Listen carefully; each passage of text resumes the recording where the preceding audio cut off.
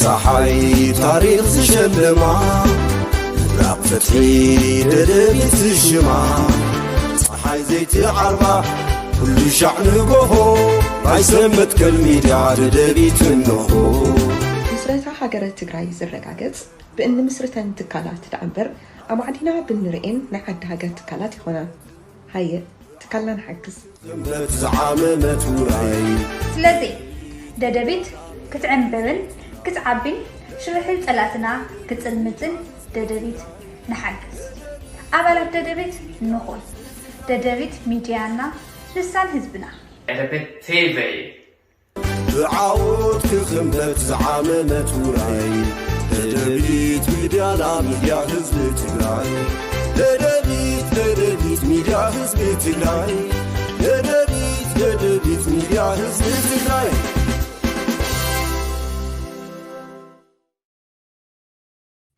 سلام تعني أبلي كبرات بيسب ددبيت ميديا كمون تقاتلتي مدب كواهم نواهم ببزلهم معدي ساعات القطاطرة سلام كتكونوا لنا منه ددبيت ميديا بس ساعتين نقروا مدب كواهم نواهم حزنا قريبنا لنا سنة صنيحكم مدلواتنا تكافلوا عدمناي نفتو فلما يمدلاو كوس دوكمي لومي كم تتري وزل لهم عبي مشتر استقال علو سنة دون الله اتو مستر استقال علو ديتيل كن تنتنوينا نبعلنا نتقارو نلونا ناون زربح سلازغونا خافت حلف كن مهار مساون بدنبي تستقاقلهم كورز قبقى مستقاقل نغنوس زقبقنا سلازغونا عرنا نريون السخوني عاب نمجمريا مدبنا نريو جن توسن حبريتا مأكاب جميرنا نيرنا نمنتا إيا إيتيبيا بزحزقوان كوينات زبلا زلو أبي أحمد ون بوغنو ناب أوروبا زميت الله نا أوروبا قيد الله زميت الله مالت نتن كورن زحسبن كجفجفو زحسب حزبي نكجفجف عدلا يزبهال كله التاوت نقدلي يغيدو زلو لذي أبي أحمد ونا أنت قيدو مهران ناي إثيوبيا زبهال كلهم حلافنة وسيدهم ناي كيف بحر واننت ناي عسب واننت مو قصيلون إرترا تبهال هاجر فتصوم كتكري نبران ويانا السرد أمبر إثيوبيا فتح السرد تايكونة نيلوم ناي إرترا هاجر نتون أو حتى ملكت سئتو بارتتات كوينوم مسو أبي أحمد زغور زلو مسو إنلاين زغونه مدرتات زغبرو كستات زوصو حزب زلعلو خم بعل زادي غامد زولو فقدو دو إثيوبيا أوروميا بكالوت كوابتات وندخلو حزب العائلهم ناوكينات مناسي نخزمتو نخوفرو نخسلطو نزغبرو سراويتو ون ببوغنوم نتحز زلو سراويتو ون ناي قدن مسوعتنا تكفيلنا إرتراق ملسال نايلوم مورال درجة كدلادلو زتلاخو نتو حدش سلطنون حدش تسلطن زلها إثيوبيا ختوحس حاولت قدكون كمزي قدكون تسعير كعاف قدو وسن بحري مريت كوهابك قدميان تقرا لان وتادرنا إثيوبيا خون داتباله زيل سبكات يقبرل ميدياتات ون كمي ناي ميديا كامبين يقبرا خمزلوا بدنبي النوريو زلنا ايو عبد دبيت كعا كل غزي نقربو سلازغونه بدنب تستوعلون تريون زلهم يزول امنه لني انتاي مودا حزي ازي زولل زلهم خنيات انتاي قربلكم دليزبل بدنبي كتريلي زيا قنينا لاينا زانت زيا مزاتري وازلهم قيح بحرن عسبن بفلاي ويكع قيح بحرن إيرتران بحفشا كنملت سينا ناب إثيوبيا إلهم كزاربو خلو زيا على منيو عباو تادسة ززاربا أيو إلنا ندقربنا يقنينا هنا عباو تادسة أب حدا بوتات راح يكون نيلوا كابزو حزي تري وزلهم زياتا من الباشن من باب نزي تقولوا يكاي بحر وسن تغاري لمهون يعني استانون ጥያቄ እንደ ስህተት ቆጥረው እዚህም እዚያም የሚንጫጩ አካላት አሉ እንደ ተንጫጩ ይቀራሉ እንጂ የቀይ ባህር ጠረፍ ወሰን ተጋሪ መሆናችን አይቀሬ ነው ይልሎ እዚያ ጥራህ ግን አይኮነትን ሕዝብ ዝረኸብና የሚስጥር አበባው ታደሰ ዝባሃል ጀነራል ناب إيرتران تزي زمتنا حزي يلو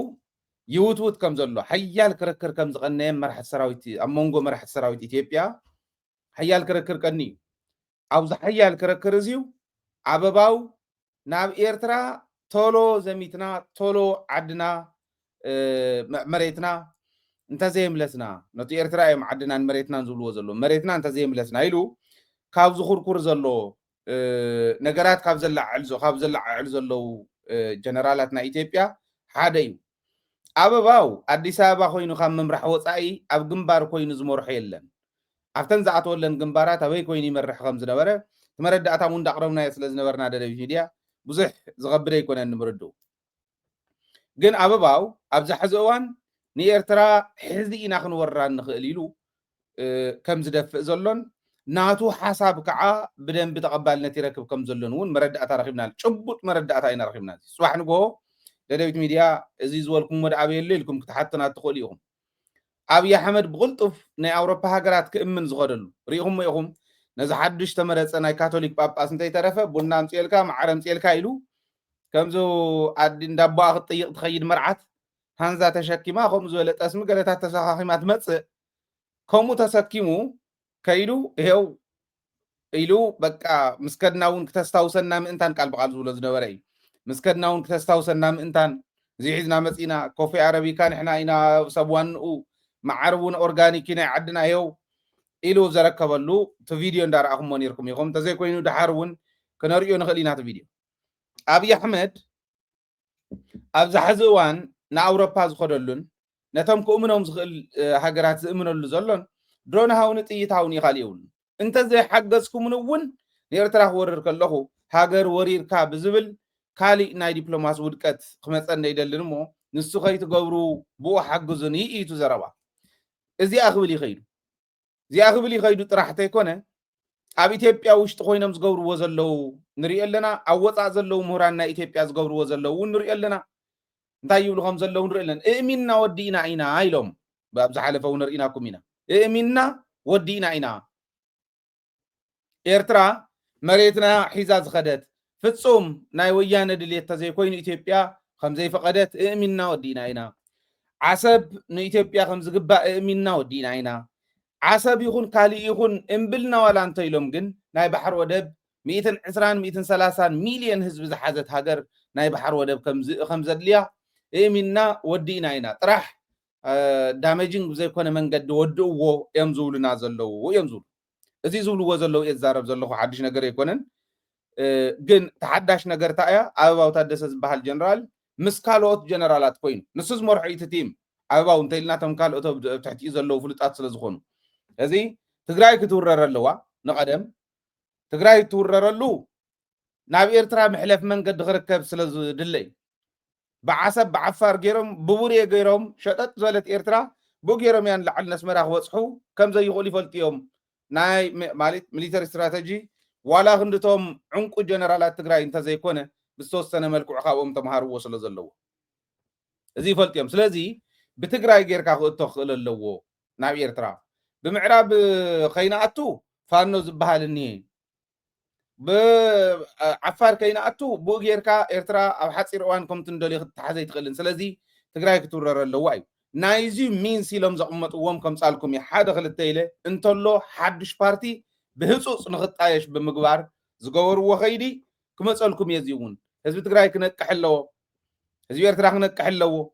ሻዕብያ እውን እቲ ህልኽ እቲ ኢጎ ኣየዋፆን እቲ ሕዚ ተጀሚሩ ዝኒሄ ፅምዶ ዝበሃል ካብ ማንም ንላዕሊ ክትግብሮን ካብ ማንም ላዕሊ ክመርሖን ዘለዎ ኤርትራ ናይ ኤርትራ መንግስቲ እዩ ኣኸለ ክውዳእሉ ይኽእል እዩ ናይ መወዳእታ ክኾን ይኽእል እዩ ብርግፅ ተረዲኦም ሞ እዩ ንሱ ዝብሉ ዘለው ንሕና እውን ተረዲእና ክንከድ ኣለና ግን እቶም መንገዲ ክግደፍ ዘይብሉ እንታይ እዩ እንተኢልኩምኒ ህዝቢ ትግራይ ድልየቱ እንታይ እዩ ድልየት ህዝቢ ትግራይ ብዘይ ወዓል ሕደር ክንፍፅም ክንክእል ኣለና ዝብል መሪሕነት ኣብ ኤርትራ የድሊ ድልየት ህዝቢ ትግራይ ጠለባት ህዝቢ ትግራይ ሓደ ክልተ ኢልና ብደንቢ ብተግባር ኣብ መሬት ክንፍፅም ናይ ግድን ይኸውን ዝብል መሪሕነት ኣብ ኤርትራ የድሊ ኣብ ትግራይ እውን መፀና እሞ ነቲ ዝመፅእ ዘሎ ንመልስ ጥራሕ እንተይኮነ ዘላቂ ዝኾነ ረብሓ ህዝቢ ክትግበር እንድሕር ኮይኑ ንሕና እንታይ ሒዝና ንቕረብ ንሶም እንታይ ሒዞም ይፅንሑ ዝብል ብደንቢ ጠለባቱ ጠለብ ህዝቡ ብደንቢ ገይሩ ዝፈለየ መሪሕነት ኣብ ትግራይ እውን የድሊ እዚኦም እዮም ነቲ ዝመፅእ እኒሄ እውን ክምልስዎ ዝኽእሉ ነቲ ህዝቢ እውን ዘላቕ ብዝኾነ መንገዲ ረኽቡ ከጣጥሕሉ ዝኽእሉ እምበር ኣበባው ዝመርሖ ዘሎ ቲም ሕዝቱ ሰራዊት ናይ ኢትዮጵያ ኣብ ክልተ ዳርጋ ተገምዐ ኮይኑ ብተሓሳስባ ገሊኦም ኩናት እንተገርና ሕዚ ኢኮኖሚና ዝወደቐ ስለ ዝኾነ ሰራዊትና ሓድሽ ምልምል ጥራሕ ስለ ዝኾነ እሞ ሰራዊት ወያነን ሰራዊት ሻዕብያን ከዓ ዕርዮም ዝሰልጠኑን መልክዓ ምድሪ ኢትዮጵያን ናይ ባዕሎምን ዝፈልጡ ስለ ዝኾኑ በሚሊተሪ ሳይንስ ትግራይ ተደሚርና ተደማሚርና መላፍንቲ ሒዝና እውን ክነሽንፋ ዘይከኣልና ዓዲ ስለ ዝኾነ እዚኦም እንተመፂኦም ሓቢሮም ከሽንፉና እዮም ጥራሕ ኣይኮነን ፍጹም ንቅድሚት ዘይንራመደሉ ኩነታት ክፍጠር እዩ ኢሎም እዮም ዝኸዱ እቶም ሓደ ግን እቶም ናይ ኣበባው ግን ኖ ሕዚ ዓለም ነርድእ ናብ ዓለም ዝዘምቱ ምሁራን ንግበር ሚድያታትና ናይ ግልን ናይ መንግስትን ናብ ሓደ ነምፃየን መንግስቲ ይመውለን ነተን ሚድያታት ኮንፊዝ ይግበርኦ ነቲ ማሕበረሰብ ነቲ ናህና ነቲ ናይ ትግራይ ናይ ኤርትራን ማለቶም ነቲ ናይ ኢትዮጵያ ግን ከላዓልኦ ክእል ኣለዎን 120 ሚልዮን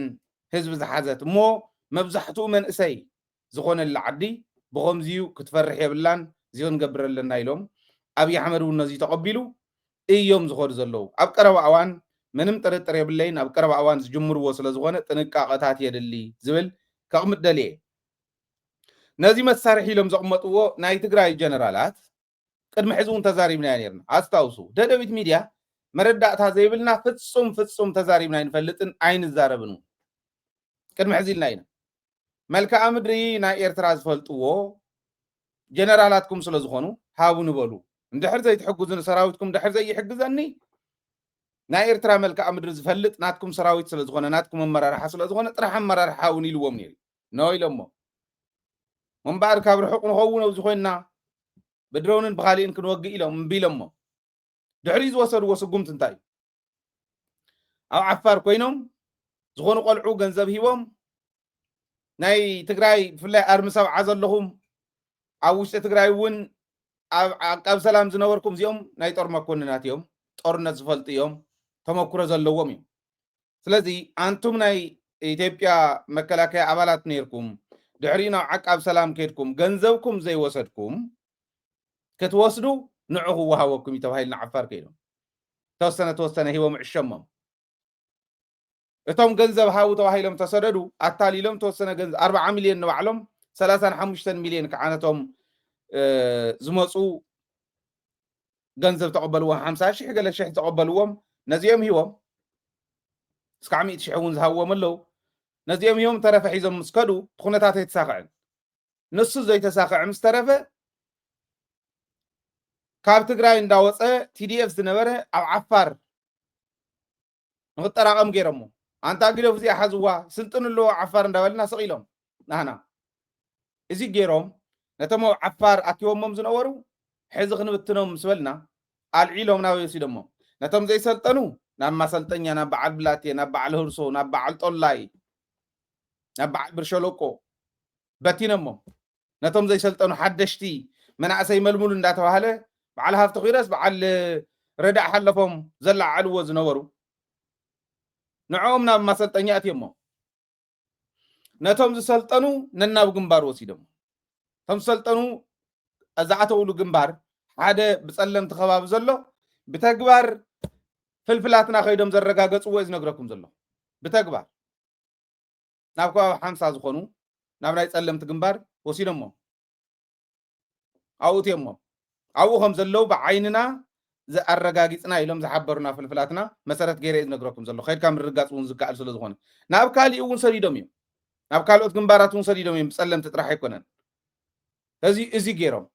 እዚ እውን ዘይኣክል ስለ ዝኾነ ትግራይ ሒዝካ እምበር ዝኾነ ይኹን ጅግንነት ዝነበሩ ዋላ ጀነራል ይኹን ህዝቢ ትግራይ ብድሕሪኡ እንተዘይገይሩ ከሽንፍ ስለዘይኽእል ክስዕር ስለዘይኽእል እንታይ ገይሮም እዚ እውን ኣይኣክልን እሞ ጀነራላት ናይ ትግራይ እንዳታለሉ ምውሳድ ጀሚሮም ነቶም ቅድሚ ሕዚ ኸዲዖም ጀጋኑ ተባሂሎም እናተመጎሱ ዝመፁ እሞ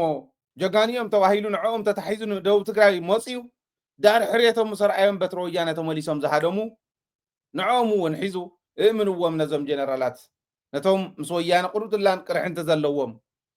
ቁርብትላን ናይ ባዕሎም ኢጎስ ይኹን ናይ ካልእስ ይኹን ተበዲልና ባህልቲ ነዚኦም ኣክቡ ለይሉ ኣኪብዎም እዩ ሓደ ዓይነት ኣተሓሳስባ ኣለና ዝብሉ ናብ ሓደ ተኣኪቦም በዓል ሳሞራ ዩኑስ ዘለውዎ በዓል መንጋግ ዘለውዎ በዓል ካልኦት እውን ዘለውዎ ሽሞም ብዙሕ ተፀራሕዎም እቶም ተረፉ ዕርዮም ዝወፁ ስለ ዝኾኑ እዚኣቶም ብዕሊ እየ ዝዛረብ ዘለኹ እዚኣቶም ሒዙ ንኤርትራ ብንገብሮ ወፍሪ ዋና መራሕቲ ንስኹም ክትኮኑ ኢኹም ኢሉ ይነጊርዎ እዚ ስለ ዝበሎም ዮሃንስ መንጋግ ወፂ እንታይ ኢሉና ያለው ሁኔታ ቶሎ ብሎ መልክ ካልያዘ ማኒፑሌት ሊያደርገው ይችላል። እዚህ አካባቢ ያሉ እጆቹን መቁረጥ ያስፈልጋል። አዲስ አበባ ኮይኑስ መንጋግ እዚ አዲስ አበባ ኮይኑስ እዳው ትግራይ ይቆረጽ አይብል ሽማግለ ሳልሳይ እግሪ ንመሓዝ ንሽተይ ዝተረፈቶ ሙዓዱ ኸዲዑ ከውድ ብዝመልአ ቢራን በታ መንጋግ ዝዑዝ ሓይካ ጫትን ኣታሊለንኦ ህዝቡ ኸዲዑ እዳው ትግራይ ክቆርጽ ይብለናል ኣይትጽረፎም ይብሉ ንኸምዚ ዝበሉ ምጽራፍ ጥራሕ ኣይኮነን ኣነማ እንተ ዝኾን ኩርንኩሪት ኣሲረ ናብ እስር ቤት የኽእትዎ ነይረ ከምዚ ዝበለ ጉድ ይገጢሙናኒ ሕዚ ኣነ በይነ ይኮንኩን ንዓይ ዝመስሉ እውን ወኪል እየ ዝነግረካ ዘለኹ ይብሉ ኣኼባ ተኣኪቦም ነይሮም ናይ ትግራይ ጀነራላት ኢሉ በዓል ኣብይ ኣሕመድ ኣኪብዎም ነይሩ እንተሎ በዓል ኣበባው በዓል ብርሃኑ ዘለውዎ ኣኼባ ተኣኪቦም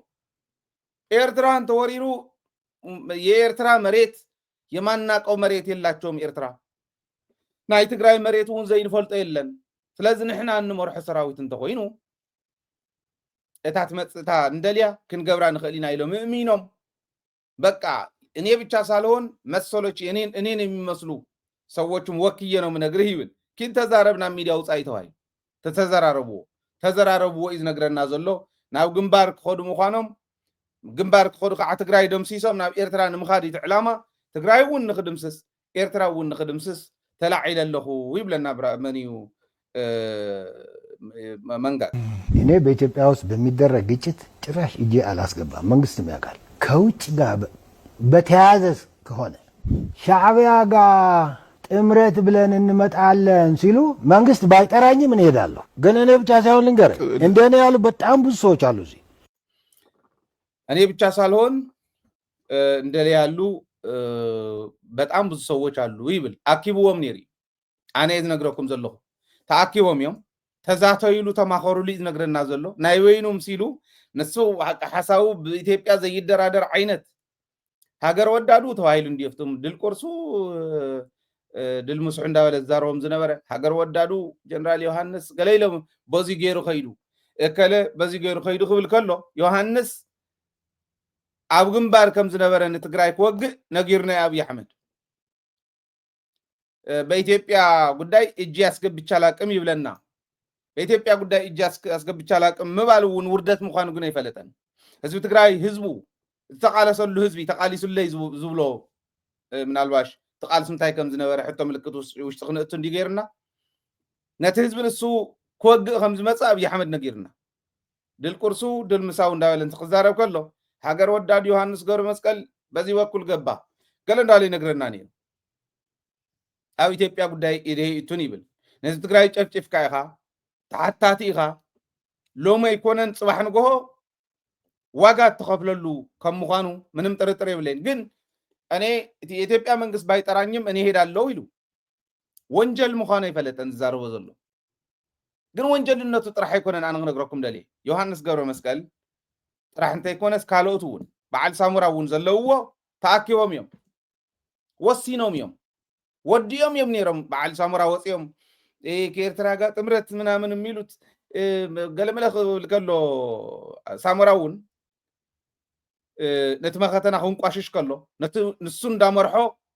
ዝመፀ ሰራዊት ተሓንሽሹ ዝተመለሰሉ መኸተ ባይዘወይ ሙሉእ ብሙሉእ ኢንፎርሜሽን ዝነበረ ሳሙራ እዩ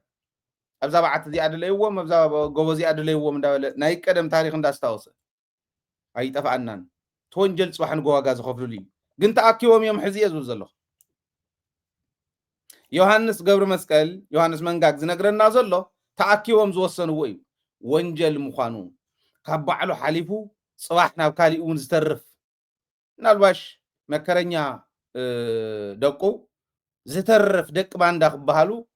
ንዖም እውን ክተርፍ ዝኽእል ይዛረብ ዘሎ ኣነ እዚ ብዝበደለ ደቂ ክፅረፉ ኣለዎም ክዋረዱ ኣለዎም ዝብል ሓሳብ የብለይን ፍጹም ክኾን የብሉን ግን ትዝገብሮ ዘሎ ካብኡ እውን ዝሓልፍ ንደቁ ዘይሓስብ ጨካን ነዙ ዘይሓሰበ ኢልና ጨካን ኢልናዮስ ንደቁ ዘይሓስብ ጨካን ምዃኑ ግን ብተግባር የሪአና ኣሎ ቀጽሉ ራእይዎ እዚህ ከደረስ ጥሪ አያስፈልገንም ይሄ ቦቶም ላይን ነው አውዒት ዘየድልዮ ዮሐንስ ገብረ መስቀል ታልምዱ ምንጋጉ ዝኸፈለላ ዛልምዱ ዚአስ ህዝብ ትግራይ ክጭፍጨፍ ከሎ ንህዝብ ትግራይ ደጊፍካን ህዝብ ትግራይ ክተድሕን ምቅላስ ኣይኮነትን ታፃውዒት ዘይተድልዮ ህዝብ ትግራይ ክጭፍጨፍ ከሎ ኣብ ልዕሊ ጨፍጫፍ ንምውሳኽ ምስቶም በላዕትና ኮይንካ ብደቡብ ግንባር ምምፃእ ነይሩ ቅድሚ ሕዚ ሕዚ እውን ፃውዒት ዘየድልዮ ህዝብ ትግራይ ከይጠፍእ ህዝብ ትግራይ ንክሕሎ ኣይኮነን ከምቶም ጀጋኑ ዓዲ ኮይኖም ዝገብርዎ ዘለዉ ምስ ኣብይ ኮይኑ ንህዝብ ትግራይ ንኸጥፍእ ህዝቢ ትግራይ ክድሕን ካብ ዝመፆ ዘሎ ናይ ኩናት ደመና ክድሕን ዝገብሮ ናይ መኸተ ኸይዲ ኩሉ ክከላኸለሉ ናብ ዝኽእለሉ ደረጃ እንተተሰጋጊሩ ንዮሃንስ በላዕላዕ ዝብሎ ፃውዒት እንተየድልዮ እውን ኩናት ክኸፍት ዝኽእል ሰብ ዮሃንስ ማለት ለራሴ ሳይሆን እንደኔ ያሉትን ወክዬ ነው እየተናገርክ ያለ ወኪሎም እዮም ማለት ቶም ዝወከልዎ መን እዮም ቶም ምስ ኣብይ ኣሕመድ ኣኼባ ዝገበሩ ቶም ምስ ኣብይ ኣሕመድ ዘተ ገይሮም ኣጆኻ ትግራይ ደምሲስና ኤርትራ ክንድምስሰሉ ንኽእል ብቕዓት ኣለና ጥራሕ ስኢልካቶም ሚልዮናት ክትለልና ንስኻ እውን ኪድ ድሮና ትለምን ካልኦት ነውፍር ዓሰብ የድልየና ይበል ኣብ ዝበለሉ እዩ ርግፀኛ እያ ከምዚኦም ዝበሃለሉ ጻድቃን እውን ኢደሎ ምክንያቱ ናይ ጻድቃን ድሌት ስለ ንፈልጦ እዚህ እስከተደረሰ ግንባር ላይ አለ ግንባርካ ኩሉ ካዮም ከዓ ክንርኢ ኢና እንታይ ከም ዝኸውን ንቅድሚት ንፈልጦ ኢና ትጭካንኦም ግን እንታይ ምዃኑ ክንደይ ናይ ዝኣክል ብዛዕባ ህዝቢ ትግራይ ጨካናት ምዃኖም ከርኢ ስለ ዝደለኹ እዩ ነዛ ቲም እዚኣ ዝመርሓ ኣበባው ታደሰ እዩ ናይ ዓንቲ ወይ ከተሓዘሉ ነዚኣ ኣበባው ታደሰ ይመርሓ ከምዚ ዝበሉ ዕቡዳት ህዝቦም ዝኸድዑ ከዳዓት ባንዳታት ኣለውዎ ግን ክሰርሑ ይኽእሉ ዶ ለውጢ ከምፂ ይኽእሉ ዶ ንሪኦም ፈልጥዎም እዮም ከም ጀጋኑ ጅግንነት ማለት ህዝብኻ ክትልካ ደጀንካ ህዝቢ ትግራይ ክትገብር ከለካ ኢሎም ኣሚኖም ዝቃለሱ ጀጋኑ ኩርምቲ ክንፅልዎ ከለው ከመይ ኢሉ ተመሊሱ ከም ዝኸደ ስለ ዝፈልጣ ፅባሕ ንጎውን ከመይ ከም ዝምለስ ዝፈልጥ ኢና ወንጀል ከም ምዃኑ ግን ብዙሓት ሚድያታት እውን ይዛረብ ኣለዋ የማይጠየቅ እንዳይመስለው አሁን ፍጅት ውስጥ ተሳትፈህ ሆድ እስኪተረተር ድረስ የሰበሰብከውን ገንዘብ እበላለሁ ብለህ ልታስብ እያሰብክ ከሆነ እየተሳሳትክ ነው። ጆን መንጋግ የሚሉት ሰውዬ የማይጠየቅ እንዳይመስለው አሁን ፍጅት ውስጥ ተሳትፈህ ሆድ እስኪተረተር ድረስ የሰበሰብከውን ገንዘብ እበላለሁ ብለህ ልታስብ እያሰብክ ከሆነ እየተሳሳትክ ነው። ንገሩት ይሄንን። ጥምረት ብለን እንመጣለን ሲሉ መንግስት ባይጠራኝም እንሄዳለሁ። እንደዚህ ለፍጅትና ለጭፍጨፋ መቋመጥ አጸያፊ ነገር እንደሆነ ንገሩት፣ ቆሻሻ እንደሆነ ንገሩት። እና አሁንም እድል አለ ብሎ ሲያምን እንዴ አብይ አህመድ እንዴ እኔን የመሰለ ባሪያ እያለሁ እንዴ ላከኝና የመጨፍጨፍ ወልፌን ልወጣ እንጂ የሚል መልእክት ነው ሲያስተላልፍ ያየ ነው። እርባናውን ለአብይ አህመድ ለማረጋገጥ የተሻለ ባሪያ መሆኑን ለማሳየት ከፍተኛ ጥረት ያደርጋል። እዛ ላይ ምን ይላል? በይፋ ወጥቶ ቃል በቃል ነው የምጠቅሰው። ለትግራይ ህዝብ የመጨረሻ ነው። ስለዚህ አብረን ነው የምንጨረሰው ማለት ነው። ሻዕቢያን የሚደግፍ የትግራይ ሰው ካለ እንጨራረሳለን። ማይንድ ዩ ሻዕቢያን የሚተባበር የትግራይ ኃይል ካለስ የትግራይን ህዝብ ለመጨረስ ምክንያት ነው እንዴ? ግን ይሄ ደም ለማፍሰስ የትግራይ ተወላጆችን ገሎ ለማሳየት ያለው ሳሊቬት የማድረግ ነገር በግልጽ ይታያል። በቃ የዚህ መልእክት ግልጽ መልእክት ምንድን ነው? ለአብይ አህመድ አዝምተኝ እንጂ እንዴት እንደመፈጃቸው ላሳይህ የሚል ማመልከቻ ነው። ለህዝቡ ደግሞ አብይ አህመድ እድሉን ይስጠኝ እንጂ እንዴት እንደመፈጃችሁ አሳያችኋለሁ የሚል ዛቻ ነው። ዮሐንስ ማለት ምንድነው ይሄ? ደም ስታይ እንደዚህ ሳሊቬት ማድረግ፣ ደም ሊፈስ ነው ሲባል እንደዚህ የጤና ነው እንዴ? የጤና ሊሆን አይችልም። ይሄ this is sickness። ያውም ተፈጠርኩበት። በማንም ህዝብ ላይ ይሄ መደረግ የለበትም። በማንም የሰው ልጅ ላይ ይሄ መደረግ የለበትም። ተፈጠርኩበት የምትለው ህብረተሰብ ላይ ውጊያ መጣ ሲባል እንደዚህ ሳልቬት ማድረግ ደግሞ ሌላ ደረጃ ነው ብዬ ነው። የሚገርም ነው። زغرمينا يا حقي كم زبله نايدم قرنا ጫፍ ተራይ ይፈልጥ ንሰብን ተሃሊዎ ይንገሮ ቤተሰብን ተሃሊዎ ይንገሮ ምናልባሽ ግን ርግጠኛ እየ ሻዕብያው እዚዩ ዕርዮም ተኻሕኒዮም ዕርዮም ሰልጠን እዮም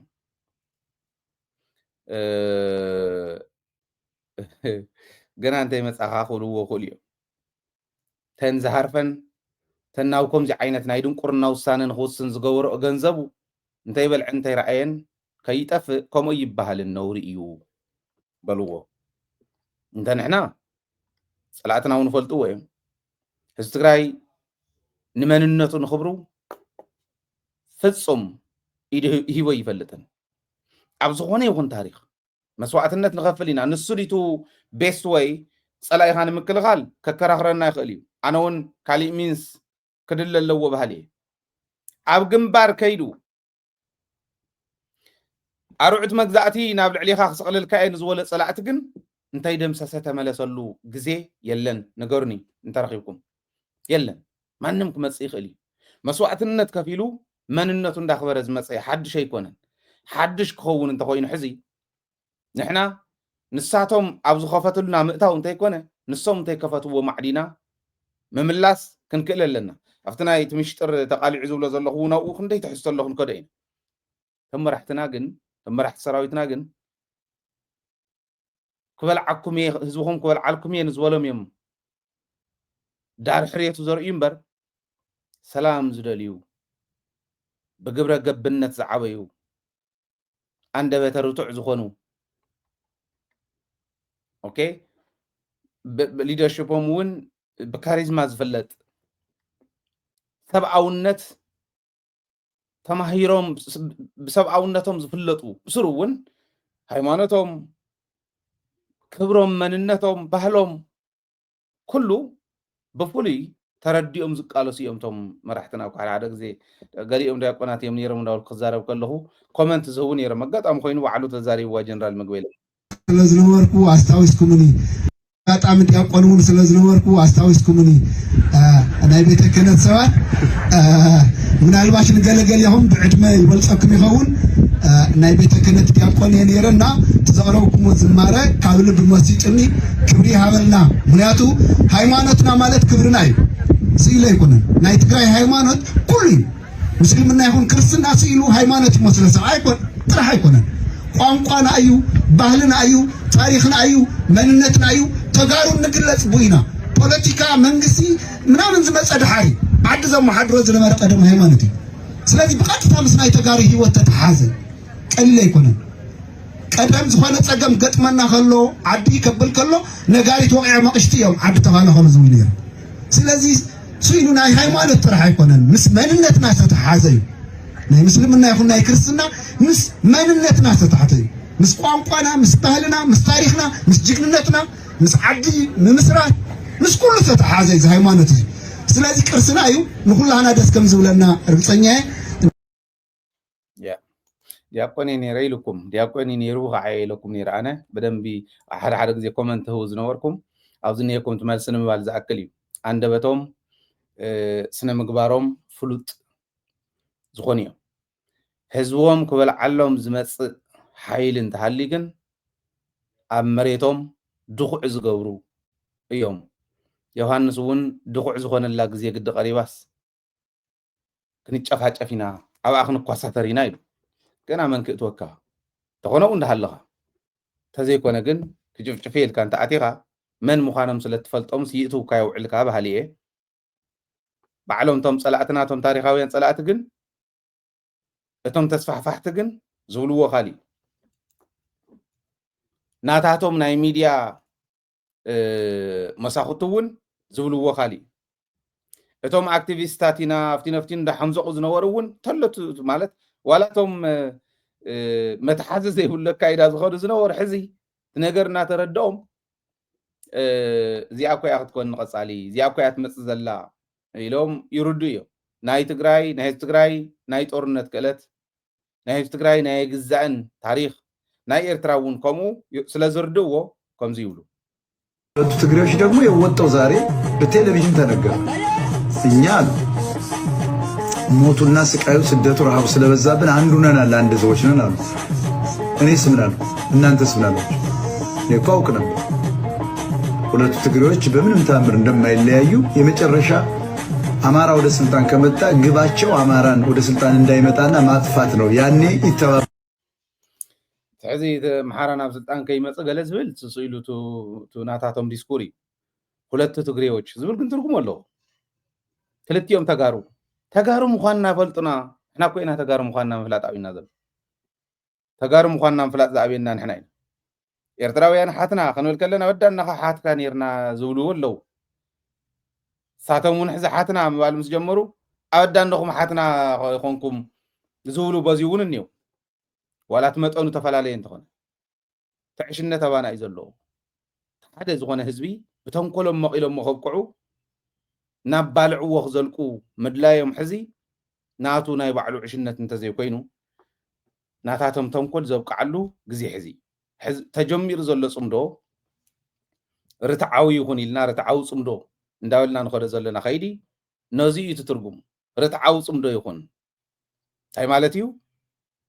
ርትዓዊ ብዝኾነ መንገዲ ፍትሓዊ ብዝኾነ መንገዲ ናይ ክልቲኡ ፀገም ተራእዩ ንክልቲኡ ፀገም መሰረታዊ ዝኾነ ፈላላይ ተፈጢርዎ ካብ ዝነበረ ግዜ ተጀሚሩ ንዕኡ ብቁዕ ዝኾነ መልሲ ነቱ ኣፈላላይ እያ ነይሩና እንተ ተባሂሉ ነታ ኣፈላላይ ተባሃለት ብቕዕቲ መልሲ ሂብካ ይኽፍታሕ ዝኽእል ኣድበስቢስካ ኣይኮነን እዚየትንክእዎ እንዳበልካ ኣይኮነን ኩሉ ኢነኻ ትፀገም ፍትሓዊ መልሲ ይወሃቦ ህዝቢ ማእኸል ዝገበረ መልሲ ይወሃቦ ከምኡ ባህሊ እያ ለሰነድ ይሃሉ ሰነዳዊ ይኹን ኦኬ ዘላቂ ዝኾነ ኮን እንተኮይኑ ሰነዳዊ ይኹን ዘላቂ ዝኾነ ኮን እንተኮይኑ ተካላዊ ይኹን ሰላም ንምግባር ማንም ዝኽልክለና ሓይሊ ስለዘየለ ማለት ስለዚ እዚ ሒዞም እዮም ዝመፁ ዘለዉ ክብል ደልየ እቲ ጦርነት ንኤርትራስ ሕዝን ህዝመት ዝብል ዘሎ መን እዩ ኣበባው ዝመርሑ ዘሎ በዓል ዞም ከም ዝበሉ ደናቁር ዓዶም ዝጭፍጭፉ እውን ዝተሓወስዎ እዚ እዩ ዝኸድ ዘሎ ካብኡ ብፖለቲካ መንገዲ ከዓ ይመፁ ኣለዉ ሓዱሽ ፓርቲ እውን ተመስሪቱ ኣሎ ሓዱሽ ፓርቲ መስሪቶሞ ዘለዉ ሓዱሽ ፓርቲ ምምስራት ዝደለኻዮ ፖለቲካዊ ኣመለኻኽታ መሓዝ ውፅኢት ቃልሲ ህዝቢ ትግራይ እዩ ሕዚ ማንም ስቂሉ ብድልየቱ ዝረኽቦ ወይ ኣዲስ ኣበባ ትተኽበሎ ኣይኮነ መስዋዕትነት ዝኸፈልናሉ መላምል ደቂ ህዝቢ ዝተኸፈልሉ መሰል ህዝብታትና እዩ ከፊልናሉ መስዋዕትነት ከፊልና ኢና ንሱ ረኺብናዮ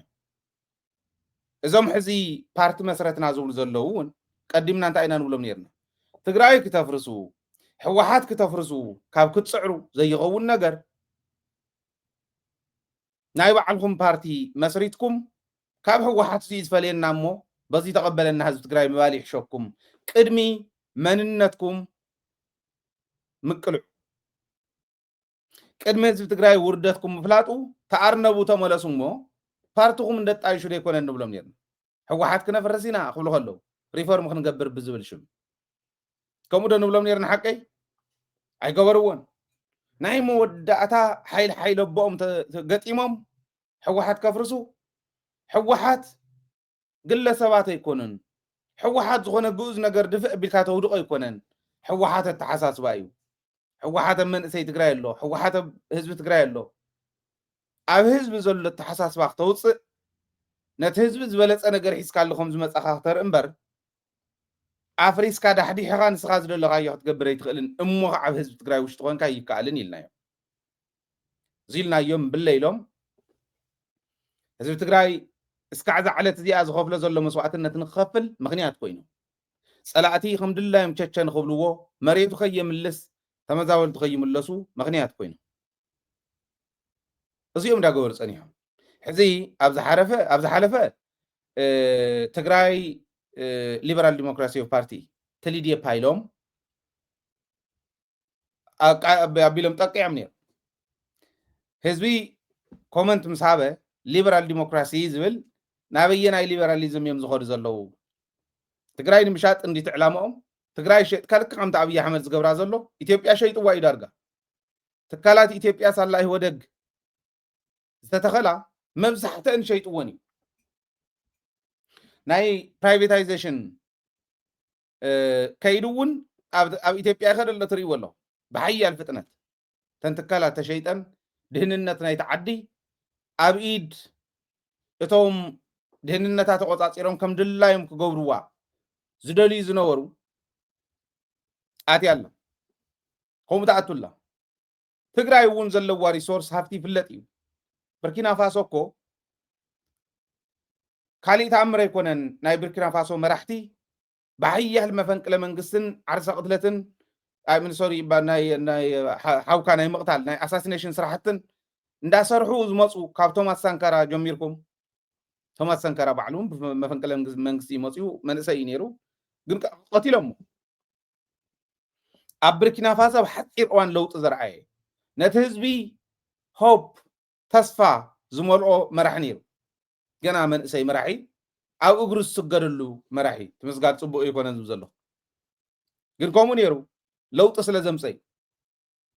ቀቲሎሞ ኣቕቲሎሞ መፈንቅለ መንግስቲ ክገብረሉ ዝምኩር ዝነበረ ምክትሉ ገይሮም ኣቕቲሎሞ ንዕኡ ነዊሕ ግዜ ፅኒሖም ከምኡ ዝበሉ ሰባት ፓፔትስ እንዳ ባምቡላታት እንዳሰቀሉ ፀኒሖም ቅድሚ 2-3 ዓመት ዝተገበረ መፈንቅለ መንግስቲ ኢብራሂም ትሮሬ ዝመርሖ መንእሰይ ንሱ እውን ብዝገርም ኩነታት ቶማስ ሳንካራ ኣብ ዝሞተሉ ዝተቀተለሉ መዓልቲ ዝተወለደ መንእሰይ መፈንቅለ መንግስቲ ገይሩ ሕዚ ይኸደሎ ንምንታይ እዮም ፀረ ብርኪና ፋሶ እንተሎ ኣሜሪካ ትኸድ ሕዚ ንምንታይ እዮም ከምኡ ዝኸዱ ናይ ብርኪና ፋሶ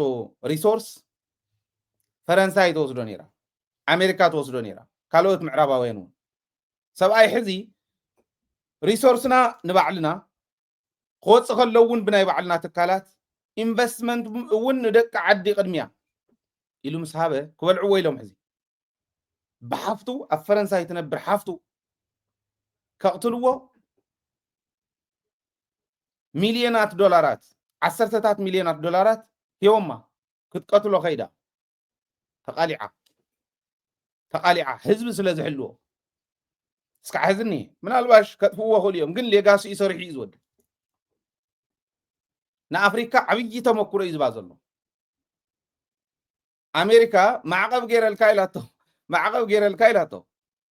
ንዕኡ እውን መሳርሕቱ እውን ንሱ ከዓ ማዕቀብ ገይረሎም ንኣሜሪካውያን ኢሉ ንኣሜሪካውያን ብሙሉእ ማዕቀብ ምስ ገበረ በሉ የልዕሉ ኣለኹ ትብለላ ኣሜሪካ ክንዱ ዝኣክል ጥንካረ ዘለዎም መራሕቲ እዮም እኒአው ካሊእ ዓዲ ንምንታይ እዮም ግን ምዕራባውያን ክንዱ ዝኣክል ትኩረት ሂቦምላ ሪሶርስ ትግራይ ከ ሃፍቲ ተፈጥሮ ኣለዋ ወርቂ ኣለዋ ካልኦት ማዕድናት እኒአውላ ክትብላዕ ትድለያ ከም ጌታቸው ዝበለ ንኸውዲ ዝነብር ኢዲስፕሊን ዝኾነ ሰብ ንጉሆን ምሸትን ቀትርን ዝገብሮ ዘይፈልጥ ንኸውዲ ዝነብር ሓደ ፍትዓንተ ወይ ኣብቱ ፀኒሕና ንሪኦ ሚስጥር ናይ ሕወሓት ዘውፀ ነባር ኣመራርሓ ኣሎ ተብርእስ ፅሒፈ ዘለኹ እውን ንሱ ዘውፀ እዩ ኣብኡ ክንሪአና ንጌታቸው ዝገለፀሉ ኣሎ ጌታቸው ማለት ኣብ ዝኾነ ደረጃ ክተቐምጦ ዘይትኽእል ሰብ እዩ ብምስጢር ደረጃ ይእመን ብብቕዓት ደረጃ ይእመን ሰው ኢሉ ኣፉ ዘምፃሉ ዝዛረብ ኣብ ኣፉ ዘሎ ዝተፍእ ዓይነት ሰብ ኢሉ እዩ ዝገልፁ ያው ሽሙ ክገልፅ ኣይደለየን ኣብ ኢትዮጵያን ኢንሳይደር ተፃሓፈ እዩ ቱ ሰነድ ዝገርም እዩ ኣነ ንቢበዮ 2 ግዜ ዝኾን ዘይረንቢበዮ ገሪሙኒ ማለት ክንሪኦ ኢና እዚኦም ዝደልዩ ታ ፓርቲ ሕዚ ሊበራል ዲሞክራሲ ትግራይ ሊበራል ዲሞክራሲ ኢሎም ሰምፅዋ ሊበራሊዝም ምስ ምዕራባውያን ስለ ዝተሓፀ መኽወሪ ናይ መፅለው ዝብል ርድኢት ኣብ መንእሰይ ትግራይ ስለ ዘንበቡ ታ ትግራይ ሊበራል ዲሞክራሲ ዝብል ምስ ወፀት በኣርዚኣ ንቐይራ ኢሎም ሕዚ ስምረት ኢሎም መፅኦም ስምረት ወይ ከዓ ሶሊዳሪቲ ስምረት ኢሎም መፅኦም ዝምልክት እዚ ጥራሕ ኣይኮነን ትምዝገበኦም ዝኒአኩም እዚኣ ነትኩም በደንብ ክትንበበልኩም የፖለቲካ ፓርቲዎች ጊዜያዊ የምዝገባ ፈቃድ ይዝብል በኢትዮጵያ የምርጫ የፖለቲካ ፓርቲዎች ምዝገባና የምርጫ ስነ ምግባር አዋጅ ቁጥር 1162 ዝባር 2011 ዓ.ም ለኢትዮጵያ ብሔራዊ ምርጫ ቦርድ በተሰጠው ስልጣን መሰረት ይህ የክልላዊ የፖለቲካ ፓርቲ ጊዜያዊ የምዝገባ ፈቃድ ለዲሞክራሲያዊ ስምረት ትግራይ ወይም ስምረት ዛሬ ግንቦት 18 ቀን 2017 ዓ.ም ተሰጥቷል ይዙ ተዝገርም ነዛ ሓድሽ ፓርቲ ብናይ 2011 ኣዋጅ ቁፅሪ يمزجيهم منيو نزح حدش بارتي ناي قلتشن عسرت حدن أواج مزجيهم نحو حتى لما نحاسة نتاناي 5 عمت بارتي نحاسة 3 قلتشن عسرت تشدشتن زوز أواج غير كتمزجبي لما يقولوا مالي تاي يقولهم زلو تشرحي حزب تግራይ تردي وي حدش كوينون خرداكم دلي يكون ግን እንታይ ይገብሩ ከም ዘለዉ ክትርድእዎም ሴራቱ ናይ ሕወሓት ተምሲልካ ህዝቢ ትግራይ ናይ ምፍራስ ሴራ እንታይ ማለት ምዃኑ ክርዳእኩም እንታኒ እዚ ዘልዕሎ ዘሎ ለዚ ከምዛ ትርእይዋ ዘለኹም እዚኣ መዝጊቦም ኣሎ ግንቦት 18 ማለት ተመዝጊባ ማለት እንዲሁ ሕዚ ለጣጥፍዋ ኣለዉ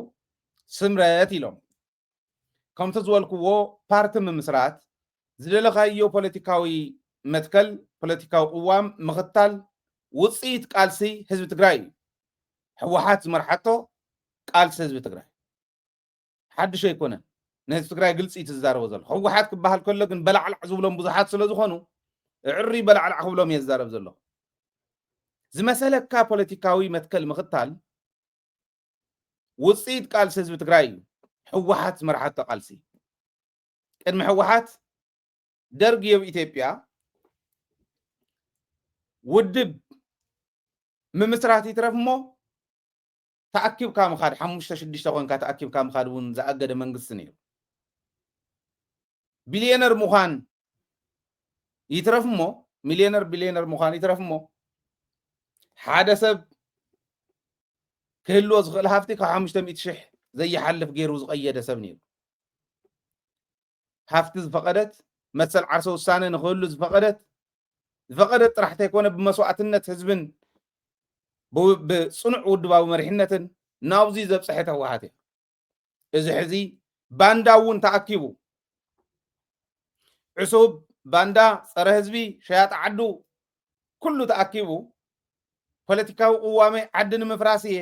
ትግራይ ንምፍራስ እየ ኢሉ ዝኣከበ እውን ከምዚኦም ገይሩ ትግራይ ንምፍራስ ዝተኣከበ እውን ፖለቲካዊ ቅዋሜ እዩ መስሪቱ እኒሄ ፓርቲ መስሪቱ መሰል እዩ ትምምስራቶም ፀገም የብሉን ጥዕና ዘለዎ ፓርቲ እንተዝኾን ንህዝቢ ትግራይ ዝሓስብ ሰብ መመስረቶ ፓርቲ መስሪቶም ክቃለሱ ሓሲቦም እንተዝኾኑ ነይሮም ሃገር ንምፍራስ ህዝቢ ንምፍራስ ተዘይኾን ጊደፉ ሕወሓት ንምፍራስ ኣይትቃለሱ እንዳበልናዮም እንዳሃለና ኦኬ ፖለቲካዊ ቅዋምካ ክፍለ ከሎ ብማጆሪቲ ተሸኒፍካ ትወፅእ ንሕር ደሊኻ ተዘይደሊኻዮ ትወፅእ እሞ ናይ ባዕልካ ትምስርት እዚዩ ስርዓት ዘለዎ ነይሩ ከተፍርስ ሓንካሸኻ ሒዝካ መልቅኻ ሒዝካ ሞኪርካ ምስ ኣበየካ ግን እምበኣር መፍረሲ ዝኸውን ኣብ እንዳ ፀላእቲ ኮይነ ምስ ፀላእቲ ኮይነ ብፀላእቲ ጋይድ ተገይረ ፀላእቲ ነቲ ህዝባዊ ዝኾነ መኸተ ዝመርሕ ውድብ ህልውናኻ ክነጥፋኣካ ኢና ብዝብልዎ ነቲ ህዝቢ ከፍርስ ዝደሊ ሸያጥ ዓዱ ጨፍጨፍቲ ከይእሰሩኹም ደቅኹም ኢሉ ዝሰድድ ዓዲ ከይትሕተቱ ከም መንግስቲ እውን ከይትሕተቱ